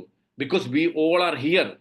അന്തിമമായിട്ട് ഞങ്ങളിതാ എല്ലാവരും അള്ളാഹുവിന് സുജൂദ് ചെയ്യുന്ന ഒരു രൂപത്തിലേക്ക് ഞങ്ങൾ മാറിയിരിക്കുന്നു. We are grateful for that. അതിന് ഞങ്ങൾ അള്ളാഹുവിനോട് നന്ദിയുള്ളവരാണ് എന്ന് പറയണം. ഇനിയാണ് ഇതിൻ്റെ ഏറ്റവും ക്ലൈമാക്സ് ആയിട്ടുള്ള ഒരു സ്റ്റേറ്റ്മെന്റ്. ഈ സ്റ്റേറ്റ്മെന്റ് നിങ്ങൾ കാണാതെ പഠിക്കണം കേട്ടോ. ഇന്ന റബ്ബി ലതീഫുൻ ലിമാ യശാ. Beautiful sentence. എനിക്ക് ഈ എൻറ്റയർ ആയത്തിൽ അല്ലെങ്കിൽ എൻ്റെ സൂറയിൽ തന്നെ വളരെ ബ്യൂട്ടിഫുൾ ആയിട്ടുള്ള ഒരു സ്റ്റേറ്റ്മെന്റ് ആയിട്ട് തോന്നിയിട്ടുള്ള ഒരു വാചകമാണ് ഇന്ന റബ്ബി. കാരണം ഇതൊക്കെ പറഞ്ഞിട്ട് യൂസുഫ് അലൈഹി സ്വലാം പറയുന്ന വാക്കെന്താ? ഇന്ന റബ്ബി, തീർച്ചയായും എൻ്റെ രക്ഷിതാവ്, ലതീഫ്, വളരെ ശ്രദ്ധാപൂർവം പ്ലാൻ ചെയ്യുന്നവനാണ്, ലിമാ യശാ, അവൻ ഉദ്ദേശിക്കുന്നത്. ഇതിന്റെ ബ്യൂട്ടി മനസ്സിലാക്കണമെങ്കിൽ ഈ ഒരു സ്റ്റേറ്റ്മെന്റിന്റെ മനോഹാരിത നമുക്ക് പിടികിട്ടണമെന്നുണ്ടെങ്കിൽ ഖുർആൻ എവിടെയൊക്കെ അത് ഉപയോഗിച്ചിട്ടുണ്ട് എന്ന് നമുക്ക് മനസ്സിലാവണം കേട്ടോ. ശരിക്കും അതിനു മുമ്പ് ആ ലത്തീഫ എന്ന് പറയുന്ന വാചകത്തിന്റെ അർത്ഥം നമുക്കൊന്ന് നോക്കാം. അർറിഫ്ഖു ഫിൽ ഫിഅൽ, ഒരു കാര്യം ചെയ്യുന്നതിൽ വളരെ സൗമ്യമായിട്ട് ചെയ്യുക, അതായത് ആരും അറിയാതെ ജെന്റിലായിട്ട് ചെയ്യുക. വൽ ഇൽമു ബിദഖാഇഖിൽ ഒരു കാര്യത്തിന്റെ എല്ലാ വശങ്ങളെക്കുറിച്ച് സൂക്ഷ്മങ്ങളായിട്ടുള്ള വശങ്ങളെക്കുറിച്ചുള്ള വളരെ കൃത്യമായിട്ടുള്ള അറിവുണ്ടാവുക. നഫാദും ബിദ്ദിഖ, ഏറ്റവും കൃത്യമായിട്ട് നടപ്പാക്കുക. ഇതൊക്കെയാണ് ലത്തീഫ എന്ന് പറഞ്ഞ അർത്ഥം. ഖുർആനിലെ ഏറ്റവും നടുക്കിലത്തെ വാക്ക് ഏതാണെന്നറിയോ? ഖുർആന്റെ ഒത്ത നടുക്കുള്ള വാക്ക് കഹ്ഫിൽ. എന്താ വാക്ക്? ഈ വാക്കാണ്,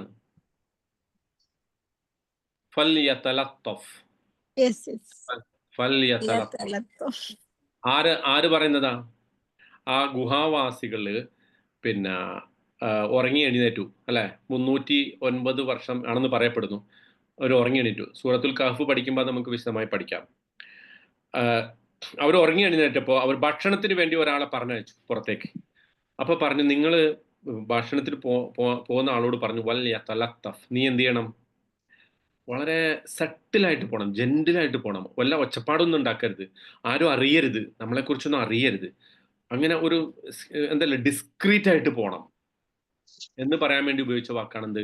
ഫല്ലിയ തലത്തഫ്. അതിൽ നിന്നാണ്, അല്ലെങ്കിൽ ഈ പദമാണ് അവിടെ ഉപയോഗിച്ചത്. ഖുർആനിൽ 7 സ്ഥലത്ത് ലത്തീഫ്, അള്ളാഹുവിനെ കുറിച്ച് ലത്തീഫ് എന്ന് പറഞ്ഞിട്ടുണ്ട്. 7 സ്ഥലത്ത്. അതിലൊന്നാണ് ഇത് കൂടാതെ മറ്റ് 6 സ്ഥലത്ത്. ഈ 6 സ്ഥലത്ത് ഇത് പറഞ്ഞത് ഞാനിപ്പോ 5 സ്ഥലത്തെ കാര്യം പറയുന്നുള്ളൂ. കാരണം വെച്ചാൽ 6-ാമത്തെ ഒരു സ്ഥലം സൂറത്തുൽ അഹ്സാബാണ്. അത് അങ്ങനെ തന്നെ ഒരു വലിയ ലെക്ചറിന്റെ ഭാഗമാകേണ്ടത് കൊണ്ട് അതിനെക്കുറിച്ച് ഇപ്പൊ പറയുന്നില്ല. സൂറത്തുൽ അഹ്സാബിൽ പറഞ്ഞിട്ടുള്ള ആ ഭാഗം അത് നമുക്ക് ഇൻഷാ അല്ലാഹ് കഹ്ഫ് കഴിഞ്ഞിട്ട് വേണമെങ്കിൽ അഹ്സാബിലേക്ക് പോവുകയാണെങ്കിൽ അപ്പൊ പറയാം. എനിവേ ഇൻഷാ അല്ലാഹ് പടച്ചോൻ ആയുസ് തരികയാണെങ്കിൽ നമുക്കത് പറയാം. അപ്പം ശരിക്കും ആ ലത്തീഫിന്റെ അർത്ഥം ഒന്ന് നമ്മൾ പറയുകയാണെങ്കിൽ ഇപ്പൊ ഒരു എക്സാമ്പിളിലൂടെ ഞാൻ പറഞ്ഞുതരാം. കൊറോണ വൈറസ് അല്ലെ, നമുക്കെല്ലാവർക്കും അറിയാലോ കൊറോണ വൈറസ് എങ്ങനെയാണ് നമ്മുടെ ശരീരത്തിലേക്ക് വരിക? വലിയ ചെണ്ടയും മദ്ദളമൊക്കെ മുട്ടിയിട്ടാണോ വന്ന? ചെണ്ട ഇവിടെ ഒരുപാട് പേര് ചെണ്ട മുട്ടി അല്ലെ, മാധ്യമങ്ങൾ ഒരുപാട് ചെണ്ട മുട്ടി, മുഖ്യമന്ത്രിയൊക്കെ ചെണ്ട മുട്ടി, പിന്നെ പാത്രം കൊട്ടിയവരൊക്കെ ഉണ്ട് അല്ലെ. മറ്റേ കൊറോണ വൈറസിനെ ഓടിക്കാൻ പാത്രം കൊട്ടിയവരല്ലേ. പക്ഷെ അത് ആ വൈറസ് നമ്മുടെ ശരീരത്തിലേക്ക് എങ്ങനെയാ വന്നത്? വളരെ വായുവിലൂടെ ആരെ അറിയിക്കാണ്ടാണ് വന്നേക്കണം അല്ലെ. അപ്പൊ അങ്ങനെ വരുന്ന ഒരു വരവിനാണ് ലത്തഫ എന്ന് പറയാം. പിന്നെ വേറൊരു സംഗതി, ഇപ്പൊ നമ്മുടെയൊക്കെ വീടുകളിൽ എത്ര നമ്മൾ വീട് ഭദ്രമായിട്ട് അടച്ചാലും കുറച്ച് കഴിയുമ്പോൾ കാണാൻ പൊടി ഉണ്ടാവും അല്ലെ. എത്ര സൂക്ഷ്മമായിട്ട് ജനലും വാതിലും ഒക്കെ അടച്ച് എല്ലാ പഴുതുകളിലും തുണിയൊക്കെ വെച്ചടച്ചാലും കുറച്ച് കഴിയുമ്പോൾ എന്തുണ്ടാവും? പൊടി ഉണ്ടാവും. സോഫയില്, കട്ടിലില് ഒക്കെ പൊടി ഉണ്ടാവും. ഈ പൊടി ഒരു ലത്തീഫായിട്ടാണ് വരിക അല്ലെ. അതാണ് ലത്തീഫ് എന്ന് പറഞ്ഞാൽ വളരെ സൂക്ഷ്മമായിട്ട് ആരെയും അറിയിക്കാതെ, ആർക്കും ഒരു പിടിയും കൊടുക്കാതെ കടന്നു കൂടുന്നതിനാണ് പെനട്രേറ്റ്സ് ഡിസ്ക്രീറ്റ്ലി. ഇതിനാണ് ശരിക്കും ലത്തീഫ് എന്ന് പറയാം. ഓക്കെ, ഇനി നമ്മൾ ഖുർആനിൽ അള്ളാഹുവിന്റെ ഏറ്റവും മനോഹരമായ നാമങ്ങളുണ്ട് അല്ലെ. 99 നാമങ്ങളിൽ ഒരു പേരാണ് ലത്തീഫ്. അബ്ദുൽ ലത്തീഫ് എന്ന് നമ്മൾ പേരിടാറുണ്ട്. ഈ ലത്തീഫിന്റെ അർത്ഥം ഇപ്പം സൂറത്ത് നമുക്ക് എല്ലാവർക്കും പരിചയമുള്ള ഒരു സൂറത്താണ് സൂറത്തുൽ മുൽക്ക്. സൂറത്തുൽ മുൽക്കിൽ ഇത് പറയുന്നുണ്ട്. എവിടെ പറയണ? സൂറത്തുൽ മുൽക്കിൽ എവിടെ പറയണ? ലത്തീഫുൻ ഖബീർ. അലാ യഅലമു അഹ്സൻത്, മാഷാ അല്ലാ. അലാ യഅലമു മൻ ഖലഖ വഹുവൽ ലത്തീഫുൽ ഖബീർ. എന്താ അതിന്റെ അർത്ഥം? അലാ യഅലമു മൻ ഖലഖ. സൃഷ്ടിച്ചവന് അറിയില്ലെന്നോ? സൃഷ്ടിച്ചവന് അറിയില്ലെന്നോ? വഹുവൽ ലത്തീഫുൽ ഖബീർ. അവൻ സൂക്ഷ്മമായി പ്ലാൻ ചെയ്യുന്നവനാണ്. ഖബീറാണ്, ഏറ്റവും നന്നായിട്ട് അറിയുന്നത്. എന്ന് പറഞ്ഞാൽ അതിന്റെ അർത്ഥം എന്താ? നമ്മുടെ തലച്ചോറ്, നമ്മുടെ ഹൃദയം, നമ്മുടെ ചിന്തകള്, നമ്മുടെ അവയവങ്ങള്, ഇതൊക്കെ വളരെ സൂക്ഷ്മമായി അറിയുന്ന ആ ആ സൃഷ്ടാവിന് നമ്മൾ ആലോചിച്ച് നോക്കിയ നമ്മുടെ ഈ ബ്രെയിനിലൊരു ട്യൂമർ പടച്ചോൻ നമ്മളൊക്കെ കാത്തുരക്ഷിക്കുമാറട്ടെ, ലാ ഖദർ അല്ലാ.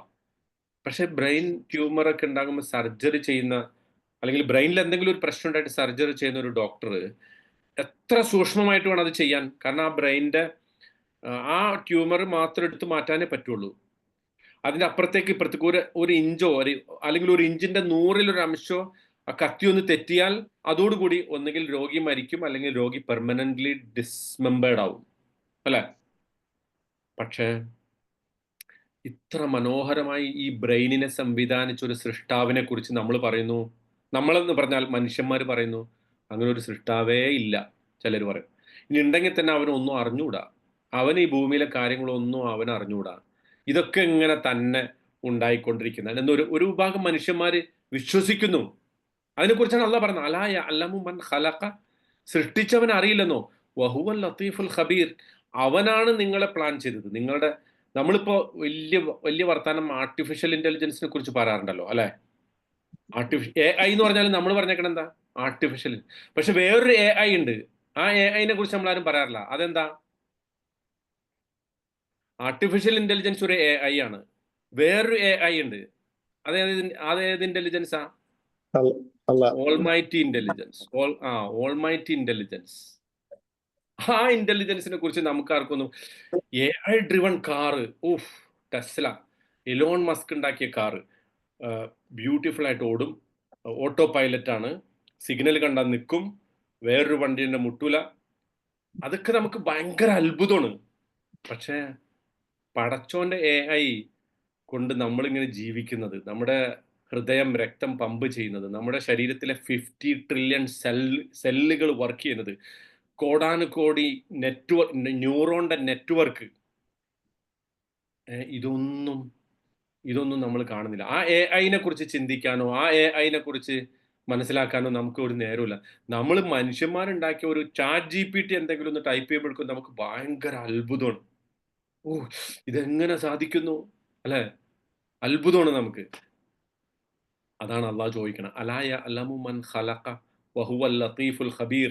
അവൻ സൂക്ഷ്മമായി ഇതിനെ പ്ലാൻ ചെയ്തിരിക്കുന്നു. അവൻ ഏറ്റവും നന്നായിട്ട് അറിയുന്നവനാണ്. അതാണ് ഒരു സ്ഥലം. രണ്ടാമത്തെ ഒരു സ്ഥലം സൂറത്തുൽ അൻആമിലെ, ഇത് ഞാൻ പറയുന്നത് സൂറത്തുൽ മുൽക്കിലെ 14-ാമത്തെ ആയത്താണ്. ഇനി സൂറത്തുൽ അൻആമിലെ 103-ാമത്തെ ആയത്ത്, ലാ തുദ്രിക്കുഹുൽ അബ്സാർ. ലാ തുദ്രിക്കുഹുൽ അബ്സാർ. കണ്ണുകൾക്ക് അവനെ കാണുക സാധ്യമല്ല. വഹുവ യുദ്രിക്കുൽ അബ്സാർ. അവൻ എല്ലാ കണ്ണുകളെയും കാണുന്നു. കണ്ണുകൾ എന്ന് വേണമെങ്കിൽ പറയാം, അബ്സാറിന് ഉൾക്കാഴ്ച എന്നും പറയാം. അതായത് മനുഷ്യന്റെ മനസ്സിലെ വീക്ഷണങ്ങൾ, ചിന്തകൾ. വഹുവൽ ലത്തീഫുൽ ഖബീർ. അവൻ നല്ല സൂക്ഷ്മമായി അറിയുന്നവനാണ്. നമുക്ക് അള്ളാഹുവിനാണ് നമ്മുടെ മനസ്സിന്റെ ഉള്ളിലെ ചിന്തകളുടെ ഏറ്റവും, അതിന്റെ ഉദ്ദേശ ലക്ഷ്യങ്ങൾ പോലും അറിയുന്നവൻ അള്ളാഹുവാണ്. നമ്മളൊരു കാര്യം എങ്ങനെ പറയുന്നു, എങ്ങനെ പ്രവർത്തിക്കുന്നു, ആ പ്രവർത്തിച്ചതിന്റെ പിന്നിലുള്ള ഉദ്ദേശം. നമുക്ക് വേണമെങ്കിൽ മനുഷ്യന്മാരെ പറ്റിക്കാം, അല്ലെ? പുറത്തൊന്ന് പറഞ്ഞിട്ട് അകത്ത് വേറൊന്ന് വിചാരിക്കാം. അങ്ങനെ വിചാരിച്ചാൽ ചിലപ്പോൾ ആരും കണ്ടുപിടിക്കൂല. കാലാകാലങ്ങളോളം നമുക്ക് അങ്ങനെ ജീവിക്കാം. നമ്മളെ ഏറ്റവും അടുത്ത് കിടക്കുന്ന ആൾ പോലും ഒരു പക്ഷെ നമ്മളെക്കുറിച്ച് അങ്ങനെ വിചാരിക്കില്ല. പക്ഷേ വഹുവ യുദ്രിക്കുൽ അബ്സാർ. അവന് എല്ലാ കാഴ്ചകളെയും കാണാൻ പറ്റും, എല്ലാ ചിന്തകളെയും അറിയാൻ പറ്റും, എല്ലാ ഉൾക്കാഴ്ചകളുടെയും ഉടമസ്ഥൻ അവനാണ്. വഹുവൽ ലത്തീഫുൽ ഖബീർ. അതാണ് ലത്തീഫ്. ഇനി സൂറത്തുൽ ഹജ്ജിലെ 63-ാമത്തെ ആയത്ത്, അലം തറ അന്നല്ലാഹ അൻസല മിനസ് സമാഇ മാഅൻ. നിങ്ങൾ കാണുന്നില്ലേ, അള്ളാഹു ആകാശത്ത് നിന്ന് മഴ വർഷിപ്പിക്കുന്നു. ഫതുസ്ബിഹുൽ അർളു മുഖ്ലറതൻ. അങ്ങനെ ഭൂമി പച്ച പിടിക്കുന്നു. ഇന്നല്ലാഹ ലത്തീഫുൻ ഖബീർ. അള്ളാഹു ഏറ്റവും സൂക്ഷ്മമായി പ്ലാൻ ചെയ്യുന്നവനാണ്. എങ്ങനെയാണ് ഭൂമിയിൽ പച്ചപ്പ് ഉണ്ടാകുന്നത്? അതാണ് അള്ളാഹ് പറയുന്നത്. ഒരു ചെടി എങ്ങനെ ഇത്രയും ശക്തമായ ഭൂമിയുടെ മണ്ണിനെ തുളച്ചിട്ട് ഒരു ചെടി പുറത്തു വരുന്നു. മഴ വർഷിക്കുന്ന സന്ദർഭത്തിൽ ഈ ചെടികളൊക്കെ ഇങ്ങനെയാണ് പുറത്തേക്ക് വരുന്നു. പച്ചപ്പുണ്ടാകുന്നു. നമ്മൾ ആലോചിച്ച് നോക്കിയിട്ടുണ്ട്. അതായത് ഓരോ ചെടിയും ഇതിനെക്കുറിച്ച് പറയുന്നത് അള്ളാഹ് ഓരോ ചെടിയും അവൻ പ്ലാൻ ചെയ്യുന്നതാണെന്നുള്ളതാണ്. ഓരോ ചെടി, ഓരോ ഇലയും ഈ ഈ ലോകത്ത് കോടാനുകോടി ഏക്കർ കണക്കിന് വനങ്ങളുണ്ട്. ആ വനങ്ങളിൽ അതിനേക്കാൾ അനേകായിരം കോടി വൃക്ഷങ്ങളുണ്ട്. ആ വൃക്ഷങ്ങളിൽ അതിൻ്റെ ട്രില്യൺ കണക്കിന് കോടി ഇലകളുണ്ട്. ഒരു ഇല അതിൽ നിന്ന് വീണാൽ ലാ തസ്കുതു മിൻ വറഖത്തിൻ ഇല്ലാ യഅലമുഹ ഹുവ. അള്ളാഹു അറിയാതെ ഒരു ഇല പോലും ഒരു മരത്തിൽ നിന്ന് പോലും വീഴുന്നില്ല. അതാണ് ലത്തീഫുൽ ഖബീർ. എന്നല്ല ഈ മരങ്ങളുടെ ഓരോ ഇലകളും പച്ച അണിയുന്നത് അവന്റെ പ്ലാനിങ്ങിൽ പെട്ടതാണെന്നാണ് അള്ളാഹു പറയുന്നത്. ഇതൊന്നും കാണാൻ നമുക്ക് കണ്ണില്ലേ എന്നാണ് അള്ളാഹ് ചോദിക്കണത്. ഇതൊന്നും കാണാതെ നിങ്ങൾ ആർട്ടിഫിഷ്യൽ ഇന്റലിജൻസിനെ കുറിച്ച് ഇങ്ങനെ പറഞ്ഞുകൊണ്ടിരിക്കുന്നത്. എനിക്ക് ആർട്ടിഫിഷ്യൽ ഇന്റലിജൻസിനോട് എന്തോ വിരോധമുള്ളതുകൊണ്ടാണ് ഞാൻ അത് തന്നെ പറയുന്നത് നിങ്ങൾ വിചാരിക്കരുത്. ഞാൻ വാസ്തവത്തിൽ ഞാൻ അതിനെക്കുറിച്ച് പഠിക്കും, അതിനെക്കുറിച്ച് പുസ്തകം എഴുതിയിട്ടുള്ള ആളാണ്. അപ്പം അതുകൊണ്ട് അതൊന്നുമല്ല എൻ്റെ പ്രശ്നം. അതിനേക്കാൾ അപ്പുറമുള്ള ഓൾമൈറ്റി ഇന്റലിജൻസ്, ആ AI, അതിനെക്കുറിച്ചാണ് അള്ളാഹു ഇന്നല്ലാഹ ലത്തീഫുൻ ഖബീർ എന്ന് പറയുന്നത്. ഓക്കെ, ഇനി സൂറത്ത് 4-ാമത്തെ സ്ഥലം സൂറത്ത് ലുഖ്മാൻ 16-ാമത്തെ ആയത്ത്. യാ ബുനയ്യ, ലുഖ്മാൻ തന്റെ മകനെ ഉപദേശിക്കുമ്പോൾ പറയണം, യാ ബുനയ്യ, പ്രിയപ്പെട്ട മകനെ, ഇന്നഹാ ഇൻ തകു മിസ്കാല ഹബ്ബത്തിൻ മിൻ ഖർദലിൻ, ഒരു ചെറിയ അണുമണി തൂക്കമുള്ള ഒരു ധാന്യമണി, ഒരു സീഡ്, വളരെ ചെറിയ ഒരു സീഡ്, അത് ഫതകുൻ ഫി സഖ്റത്തിൻ, അതൊരു വലിയ പാറക്കെട്ടിന്റെ അകത്താകട്ടെ, ഔ ഫി സമാവാത്ത്, അല്ലെങ്കിൽ ആകാശത്തിന്റെ ഏതെങ്കിലും ഒരു വിശാലമായ പരിസരത്താവട്ടെ, ഔ ഫിൽ അർദ്, അല്ലെങ്കിൽ ഭൂമിയുടെ ഏതെങ്കിലും അനന്തമായ ഏതോ ഒരു പ്രദേശത്താവട്ടെ, യഅതി ബിഹല്ലാഹ്, അള്ളാഹ് അതിനെ കൊണ്ടുവരും. ഇന്നല്ലാഹ ലത്തീഫുൻ ഖബീർ, തീർച്ചയായിട്ടും അള്ളാഹുവിന് അത്ര സൂക്ഷ്മമായിട്ട് അറിയാം. നമ്മൾ ആലോചിച്ച് നോക്കൂ, ഒരു സീഡ്, ഒരു ചെറിയ സീഡ്, ഖർദൽ എന്ന് പറഞ്ഞാൽ ഈ അണു ഉണ്ടല്ലോ, ആറ്റം വെയിറ്റ്, അമീബ എന്നൊക്കെ നമ്മൾ പറയണം, അത്രയുള്ളൊരു സീഡ്.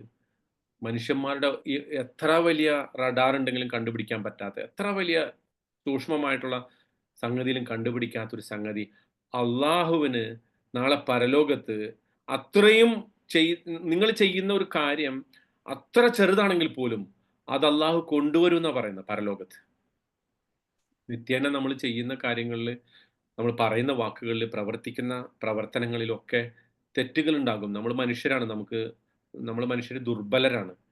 പക്ഷെ അള്ളാഹുവിനെ കുറിച്ച് നമ്മൾ അങ്ങനെ ഒരു അതൊന്നും അള്ളാഹ് കാണൂല എന്ന ഒരു കൺസെപ്റ്റിലേക്ക് നമ്മൾ അത് ചെയ്യാൻ പോകരുത്.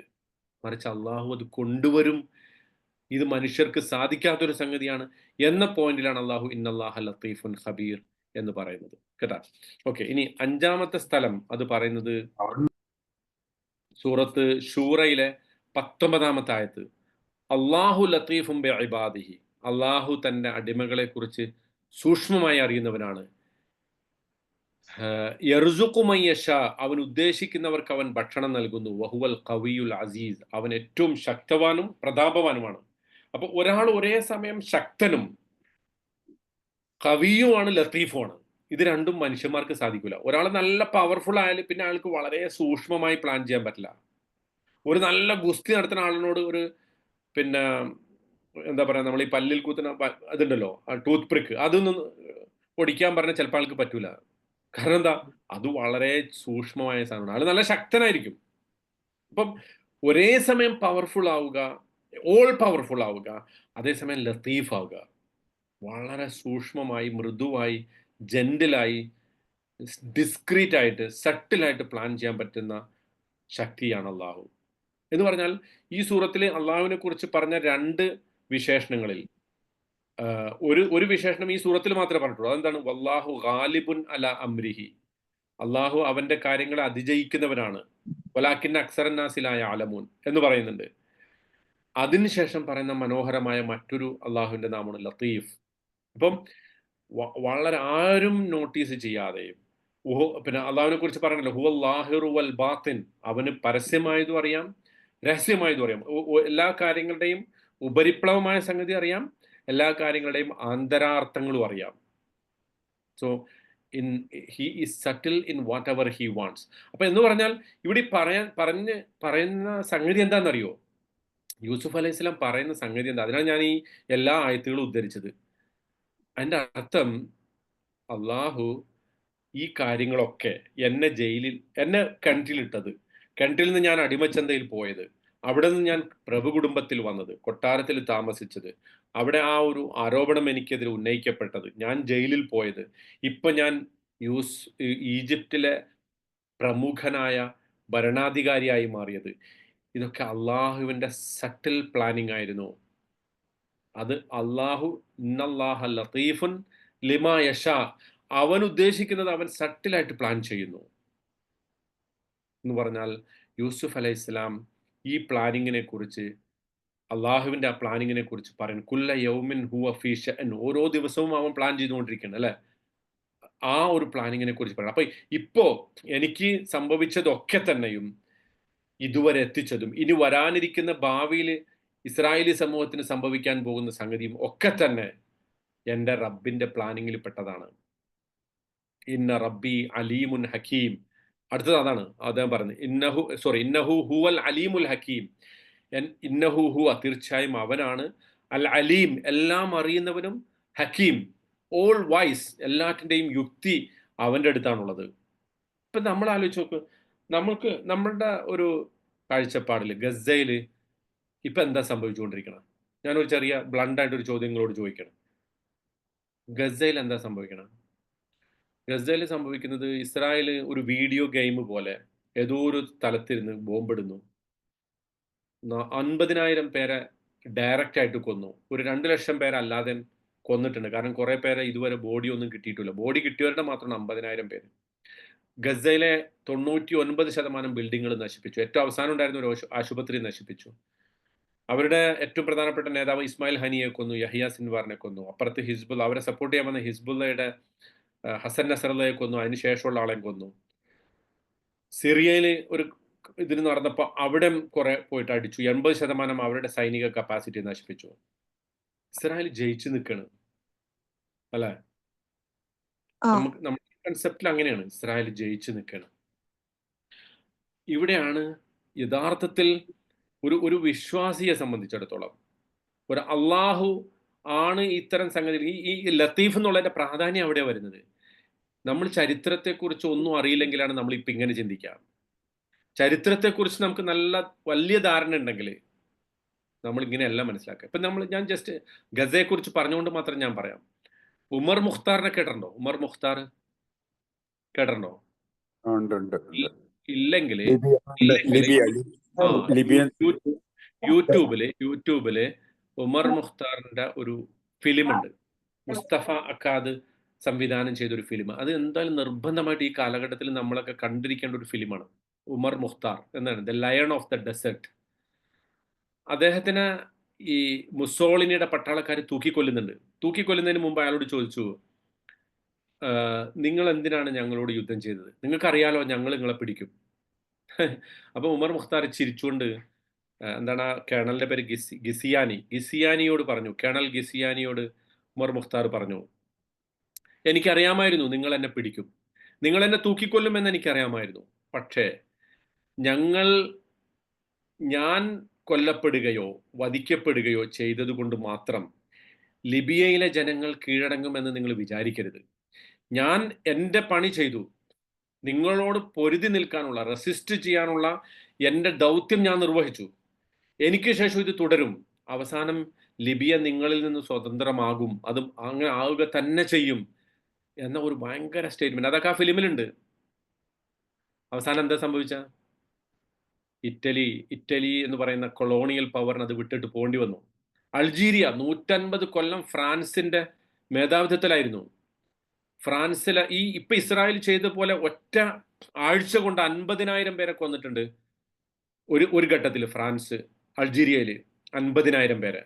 150 വർഷത്തോളം അൾജീരിയന് കൊളോണിയായിട്ട് വെച്ചതാണ് ഫ്രാൻസ്. പക്ഷെ അന്തിമമായിട്ട് അവർക്ക് അവിടെ നിന്ന് പോകേണ്ടി വന്നു. സൂര്യൻ അസ്തമിക്കാത്തൊരു സാമ്രാജ്യം ഉണ്ടായിരുന്നു അല്ലെ, നമ്മുടെയൊക്കെ നാട് കീഴടക്കാൻ. ഇപ്പൊ ആ രാജ്യത്ത് പ്രധാനമന്ത്രിയായിട്ട് ഒരു ഇന്ത്യക്കാരൻ ചിലപ്പോൾ വേണ്ടി വരും അവിടെ. അവരുടെ പ്രതാപമൊക്കെ പോയി. ഇത് ചരിത്രമാണ്. ഈ ചരിത്രം നമ്മുടെ മുമ്പിൽ ഉണ്ടായിരിക്കെ ഒരു കുറച്ച് കാലത്തേക്ക് ഏതെങ്കിലും ഒരു നാട്, ഇപ്പൊ 100 വർഷം പോലും ആയിട്ടില്ല ഇസ്രായേൽ ഉണ്ടായിട്ടല്ലേ. 948 വളരെ കുറഞ്ഞ കാലം കൊണ്ട്, ഞാൻ പറയുന്നില്ല അടുത്ത വർഷമോ അതിന്റെ അടുത്ത വർഷമൊക്കെ ഇസ്രായേൽ ഇല്ലാണ്ടാവുമെന്ന് പറയുന്നില്ല, പക്ഷെ വളരെ കുറഞ്ഞ കാലം കൊണ്ട് അസ്തമിക്കാൻ പോകുന്ന ഒരു രാജ്യമാണത്. പക്ഷെ നമ്മൾക്ക് ധൃതിയാണ് എല്ലാത്തിനും. അവിടെയാണ് ഇന്നല്ലാഹ ലത്തീഫുൻ ലിമാ യശാ. അള്ളാഹു അവൻ ഉദ്ദേശിക്കുന്നത് പ്ലാൻ ചെയ്യുന്നു. അവൻ സട്ടിലായിട്ടാണ് പ്ലാൻ ചെയ്യുക, ആരും അറിയില്ല. ചിലപ്പോ നമ്മൾ ഈ കാണുന്ന ഈ 50,000 പേരുടെ മരണം അതുപോലും ഒരു പക്ഷെ നാളെ ഫലസ്തീനികളുടെ വിജയത്തിന് കാരണമാകുന്ന ഒരു സാഹചര്യം അള്ളാഹു ഉണ്ടാക്കും. അങ്ങനെയാണ് നമ്മൾ ചരിത്രത്തെ മനസ്സിലാക്കുമ്പോൾ കാണാൻ സാധിക്കും. അള്ളാഹുവിന്റെ പ്ലാനിങ്ങിനെ കുറിച്ച് നമ്മൾ അങ്ങനെയാണ് മനസ്സിലാക്കേണ്ടത്. നമ്മളാരും എന്തെങ്കിലും ചെയ്തിട്ടോ, പലപ്പോഴും അങ്ങനെയല്ല. നമുക്ക് ഈ ആർക്കാണ് ഈ വിശ്വാസം ഇല്ലാത്തത്? ഒന്നും ചെയ്യാതിരിക്കുന്നവനാണ്. എന്തിനാണ് ഫലസ്തീനികൾ പോയിട്ട് ആ ഒക്ടോബർ 7 അവിടെ അടിച്ചത് എന്ന് പറയുന്ന ആളുകൾ ഇപ്പോഴും ഉണ്ട്. അവർക്ക് അവിടെ അവരുടെ കാര്യം നോക്കി ഇരുന്നാൽ പോരെ. അവരോട് പറയാനുള്ളത്, നിങ്ങൾ ഉമർ മുഖ്താറിനെ കണ്ടു പഠിക്കുന്ന, പ്രതിരോധിക്കുക എന്നുള്ളത് എൻ്റെ ജീവിതത്തിന്റെ, ഞങ്ങൾ ജീവിച്ചിരിക്കുന്നു എന്നതിന്റെ തെളിവാണ്. ഞങ്ങളുടെ ഭൂമി ഞങ്ങൾക്ക് വേണമെന്നതിന്റെ തെളിവാണ്. അത് പക്ഷേ നാളെ ഒരു വിജയത്തിലേക്ക് നയിക്കും. അതുപോലെ നിങ്ങൾ യൂട്യൂബിൽ കാണേണ്ട ഒരു കവിത ഉണ്ട്, ബെയ്ത്ത് വശാര. ബെയ്ത്ത് വശാര എന്ന് പറഞ്ഞിട്ട് ഒരു സെയിൻ ദിക്ക, ഒരു സാമിർ അബൂദിക്കയുടെ മകൻ സെയിൻ ദിക്ക പാടിയിട്ടുള്ള ഒരു കവിതയാണ്, ഒരു പാട്ടായിട്ട്. ഷാര എന്താ പറഞ്ഞ, ബെയ്ത്ത് വശാര, ഫലസ്തീനെ കുറിച്ചുള്ള ഏറ്റവും പുതിയ ഒരു ഗാനമാണ്. അപ്പൊ ഞാൻ പറഞ്ഞു വരുന്നത്, ഇതാണ് അള്ളാഹുവിന്റെ പ്ലാനിങ്. ഈ ഒരു പ്ലാനിങ്ങിനെ കുറിച്ചാണ് യൂസുഫ് അലൈഹിസ്സലാം പറയുന്നത്, ഇന്ന റബ്ബി ലത്തീഫുൻ ലിമാ യശാ. നമുക്കാർക്കും അറിയാത്ത ഒരു വഴിയിലൂടെ, നമുക്കാർക്കും അറിയാത്ത ഒരു രീതിയിലൂടെ കാര്യങ്ങളെ പ്ലാൻ ചെയ്യാൻ അള്ളാഹുവിന് സാധിക്കുന്നു. ഇപ്പൊ ഇവിടെ നോക്കൂ, യൂസുഫ് അലൈഹിസ്സലാം ആ ജയിലിൽ വെച്ച് നടത്തിയ ഒരു സംഭാഷണം, ആ ജയിലിന്റെ ഒരു കോർണറിൽ വെച്ചിട്ട്, ഒരു മൂലയിൽ വെച്ചിട്ട് നടത്തിയ ഒരു സംഭാഷണമാണ് ഇതുവരെയുള്ള കാര്യങ്ങളെ എത്തിച്ചത് അല്ലെ. ആ ഒരു 2 ജയിൽ പുള്ളികളുമായിട്ട് നടത്തിയ സംഭാഷണമാണ് അന്തിമമായിട്ട് അദ്ദേഹത്തിന്റെ ജയിൽ മോചനത്തിനും ഈജിപ്തിന്റെ രാജാവിന്റെ സ്വപ്ന വ്യാഖ്യാനത്തിനും മുഴുവൻ ജനതയെ രക്ഷിക്കുന്നതിലേക്ക് എത്തിച്ചത്. ഇങ്ങനെയാണ് അള്ളാഹ് പ്ലാൻ ചെയ്യുക. മുഴുവൻ ബനു ഇസ്രായേലിനെയും കൊല്ലാൻ തീരുമാനിച്ചെടുത്ത് ഒരു കുട്ടി രക്ഷപ്പെട്ടു. ആ കുട്ടി ഫിർഔന്റെ കൊട്ടാരത്തിൽ വളർന്നു. ആ കുട്ടി വളർന്നു വന്ന് അള്ളാഹു അവനെ കൊണ്ട് ഫിർഔൻ എന്ന് പറയുന്ന വലിയ സ്വേച്ഛാധിപതിയെ ചെങ്കടലിൽ മുക്കിക്കൊന്നു. ഇതാണ് അള്ളാന്റെ പ്ലാൻ. ആ പ്ലാനിനെ കുറിച്ച് നമ്മുടെ ദുർബലമായ മനസ്സും ദുർബലമായ ചിന്തയും വെച്ചിട്ട് ഇതൊക്കെ എന്തിനാണ് ഈ മനുഷ്യന്മാരിങ്ങനെ ഉണ്ടാക്കി തീർക്കുന്നത് ചോദിക്കരുത്. അത് നമ്മൾ ഫലസ്തീനിൽ ഓരോ അങ്ങനെ മരിച്ചു വീഴുമ്പോഴും ഞാൻ വിചാരിക്കല് അവരെ അള്ളാഹു ഇഷ്ടപ്പെട്ടിട്ട് കൊണ്ടുവന്ന, ശുഹദാക്കളായിട്ട് കൊണ്ടുവന്നാണ് എന്റെ മനസ്സിൽ തോന്നാറുള്ളത്. തീർച്ചയായിട്ടും അങ്ങനെ തന്നെയാണ്. അതായത് ആ മരിച്ചു പോകുന്ന ആളുകൾ, അവരെ മരിച്ചുപോയവരെന്ന് വിളിക്കരുത് എന്നുള്ള പറഞ്ഞു അല്ലെ. ലാ തഖൂലു ലിമൻ യുഖ്തലു ഫീ സബീലില്ലാഹി അംവാതുൻ ബൽ അഹ്യാഉൻ ഇൻദ റബ്ബിഹിം. സിറിയയിലെ ആ പെൺകുട്ടി പറഞ്ഞല്ലോ, നിങ്ങളോടൊക്കെ എൻ്റെ റബ്ബിനോട് ഞാൻ എല്ലാം പറയും, എന്ന് 2011 ഒരു സിറിയൻ പെൺകുട്ടി ഈ ബഷാറുൽ അസദ് ഗ്യാസ് അഴിച്ചുവിട്ട് കൊന്നപ്പോ അതിൽ വേദനയേറ്റ് പുളയുന്ന ഒരു പെൺകുട്ടി പറഞ്ഞിട്ടുണ്ട്. ആ പെൺകുട്ടിയുടെ പ്രാർത്ഥനയായിരിക്കും, അതുപോലത്തെ പെൺകുട്ടികളുടെ പ്രാർത്ഥനയാണ് ഇപ്പൊ എവിടെയാണ് ബഷാറുൽ അസദ് ഉള്ളത് നമുക്കറിയാം. എല്ലാ സ്വേച്ഛാധിപതികളെയും കാത്തിരിക്കുന്നത് ഇങ്ങനത്തെ ഒരു പതനമാണ്. അതുകൊണ്ട് ചരിത്രത്തെ നോക്കിയിട്ട് നമ്മൾ നിസ്സഹായരാവരുത്. ചരിത്രത്തെ നോക്കിയിട്ട് നമ്മൾ ധീരമായി പ്രഖ്യാപിക്കാൻ പറ്റണം, അള്ളാഹു ഒരക്രമിയെയും വെറുതെ വിടൂല, ഈ ലോകത്ത് തന്നെ വെറുതെ വിടൂല. എല്ലാ അക്രമികളും ഇപ്പൊ പേടിച്ച് വിറച്ചിരിക്കുകയാണ്. കാരണം എന്താ, അവർക്കൊക്കെ ഈജിപ്തിലെ ആള് പറഞ്ഞു കഴിഞ്ഞു, ഞാൻ എൻ്റെ കയ്യിൽ വല്ലാതെ രക്തമൊന്നും ഇല്ലാട്ടോ, ഞാൻ ആരെയും കൊന്നിട്ടില്ലാട്ടോ, ബി ഫളില്ല, അള്ളാന്റെ അനുഗ്രഹം കൊണ്ട് ഞാൻ വളരെ സേഫ് ആട്ടോ എന്ന് ഇങ്ങനെ പറയുന്നുണ്ട്. പക്ഷെ അങ്ങനെ പറയാൻ തന്നെ കാരണം എന്താ, പ്രസ് കോൺഫറൻസ് വിളിച്ചാ പറയാൻ കാരണം എന്താ, പേടിയാണ്. അപ്പം ഇതൊക്കെ ഒരു ടൈമിന്റെ പ്രശ്നമാണ്. പക്ഷെ നമ്മളുടെ ടൈം അല്ലല്ലോ അള്ളാന്റെ ടൈം, അള്ളാഹുവിന് വേറെ തന്നെ ടൈമുണ്ട്. അപ്പോൾ ഇന്നല്ലാഹ ലത്തീഫുൻ ലിമാ യശാ എന്ന് പറയുന്നതാണ്. അപ്പോൾ ഈ യൂസുഫ് അലൈഹി സ്വലാം പറയുന്നത്, ഇത്രയും സട്ടിലായിട്ട് പ്ലാൻ ചെയ്യുന്ന അള്ളാഹുവിന് ഇതൊക്കെ വളരെ എളുപ്പം നടക്കും. അതാണ് ഇനി ഒരു കാര്യം കൂടെ പറഞ്ഞിട്ട് ഞാനിത് അവസാനിപ്പിക്കാം. ഇപ്പൊ യൂസുഫ് അലൈഹി സ്വലാം പറയുന്നത് ഇന്നഹു ഹുവൽ അലീമുൽ ഹക്കീം എന്ന് പറയുന്നുണ്ടല്ലോ. അത് യാക്കൂബ് അലൈഹി സ്വലാം ഈ സ്വപ്നത്തെ കുറിച്ച് മകന് പറഞ്ഞു കൊടുത്തപ്പോ പറഞ്ഞ ഒരു സംഗതിയാണ് അല്ലെ. ലാ തഖ്സുസ് റുയാക അലാ ഇഖ്വതിക ഫയകീദു ലക കൈദ ഇന്ന ശൈത്താന ലിൽ ഇൻസാനി അദുവ്വുൻ മുബീൻ വകദാലിക യജ്തബീക റബ്ബുക വയുഅല്ലിമുക മിൻ തഅവീലിൽ അഹാദീസ് വയുതിമ്മു നിഅമതഹു അലൈക വഅലാ ആലി യഅഖൂബ കമാ അതമ്മഹ അലാ അബവൈക മിൻ ഖബ്ലു ഇബ്രാഹീമ വഇസ്ഹാഖ് ഇന്ന റബ്ബി ഹകീമുൻ അലീമുൻ ഹകീം ഇന്ന റബ്ബി ഹക്കീമുൻ അലീമുൻ ഹക്കീം എന്ന് യാക്കൂബ് നബി അലൈഹി സ്വലാം പറഞ്ഞിട്ടുണ്ട്. എൻ്റെ റബ്ബിന് എല്ലാം അറിയാം, അവൻ എല്ലാറ്റിന്റെ പിന്നിലുള്ള യുക്തി അറിയുന്ന അതേ വാചകം യൂസുഫ് അലൈഹി സ്വലാം റിപ്പീറ്റ് ചെയ്യണം. ഇന്നഹു ഹുവൽ അലീമുൽ ഹക്കീം. അതേ വാചകം സെയിം. അതാണ് മക്കളോടുള്ള തർബീയത്തിന്റെ ഒരു പ്രധാനപ്പെട്ട പാഠമാണ്. നമ്മൾ മക്കളോട് പറയാനുള്ളത് പറഞ്ഞു കൊടുത്തുകൊണ്ടേയിരിക്കണം. ആ ചെറുപ്പത്തിൽ ഒറ്റ ഒരു വാചകം കേട്ടത് ഇപ്പോഴും യൂസുഫ് അലൈഹി സ്വലാം ഓർത്തുകൊണ്ടിരിക്കുന്നു. മനസ്സിലായോ? അപ്പോൾ എൻ്റെ പിതാവ് എനിക്കൊരു റോൾ മോഡലായിട്ട് പറഞ്ഞു തന്ന കാര്യങ്ങൾ ഞാൻ ഇപ്പോഴും ഈ സന്ദർഭത്തിലും പറയുന്നു. ആ കോൺവെർസേഷൻ അതിനെക്കുറിച്ചാണ് യൂസുഫ് അലൈഹി സ്വലാം ശരിക്കും നമ്മളോട് പറഞ്ഞു തരുന്നത് കേട്ടോ. ഓക്കെ, ഇനി ഈ നമ്മൾ ഇത് അവസാനിപ്പിച്ചുകൊണ്ട് പറയുന്നത്. അപ്പോൾ ഈ സ്റ്റേറ്റ്മെന്റ്, ഈ കോൺവെർസേഷൻ, ഈ ഡയലോഗ് നോക്കൂ. ആദ്യം പിതാവിനെ അഭിസംബോധന ചെയ്ത് പറഞ്ഞു, പിന്നെ ഇപ്പോൾ മൊത്തം ഫാമിലി അഭിസംബോധന ചെയ്തുകൊണ്ട് പറഞ്ഞു. ഇനി 101-ാമത്തെ ആയത്തിൽ അള്ളാഹുവിനോട് അഭിസംബോധന ചെയ്തിട്ടാണ് യൂസുഫ് അലൈഹി സ്വലാം പറയാൻ പോകുന്നത്. അതിനെക്കുറിച്ച് നമുക്ക് ഇൻഷാ അല്ലാഹ് അടുത്ത ആഴ്ച പറയാം. അള്ളാഹു സുബ്ഹാനഹു വ തആല പരിശുദ്ധ ഖുർആൻ മനസ്സിലാക്കുകയും അത് ജീവിതത്തിൽ പകർത്തുകയും ചെയ്യുന്ന ആളുകളുടെ കൂട്ടത്തിൽ നമ്മെ ഉൾപ്പെടുത്തി അനുഗ്രഹിക്കുമാറാകട്ടെ. നമ്മിൽ നിന്ന് വന്നു പോകുന്ന വീഴ്ചകൾ അവൻ പുറത്ത് മാപ്പാക്കി തരുമാറാകട്ടെ. അല്ലാഹുമ്മ ജഅൽ ജമ്മന ഹാദാ ജമ്മൻ മർഹൂമ വജ്അൽ തഫറഖന മിൻ ബഅദിഹി തഫറഖൻ മഅസൂമ. അല്ലാഹുമ്മ ലാ തജ്അൽ ഫീനാ വലാ മഅനാ ശഖിയ്യൻ വലാ മഹ്റൂമ. اللهم اجعل القرآن العظيم ربيع قلوبنا ونور صدورنا وجلاء همنا وذهاب أحزاننا وهمومنا. اللهم علمنا منه ما جهلنا وذكرنا منه ما نسينا. اللهم ارزقنا تلاوته آناء الليل وأطراف النهار على الوجه الذي يرضيك عنا. اللهم آنس بالقرآن وحشتنا في القبور. اللهم اجعل القرآن شفيعا لنا يوم القيامة. اللهم اجعله لنا دليلنا إلى جناتك جنات النعيم برحمتك يا أرحم الراحمين. سبحان ربك رب العزة عما يصفون وسلام على المرسلين والحمد لله رب العالمين. سبحانك اللهم وبحمدك أشهد أن لا إله إلا الله أستغفر الله وأتوب إليك. السلام عليكم ورحمة الله وبركاته. وعليكم السلام ورحمة الله وبركاته.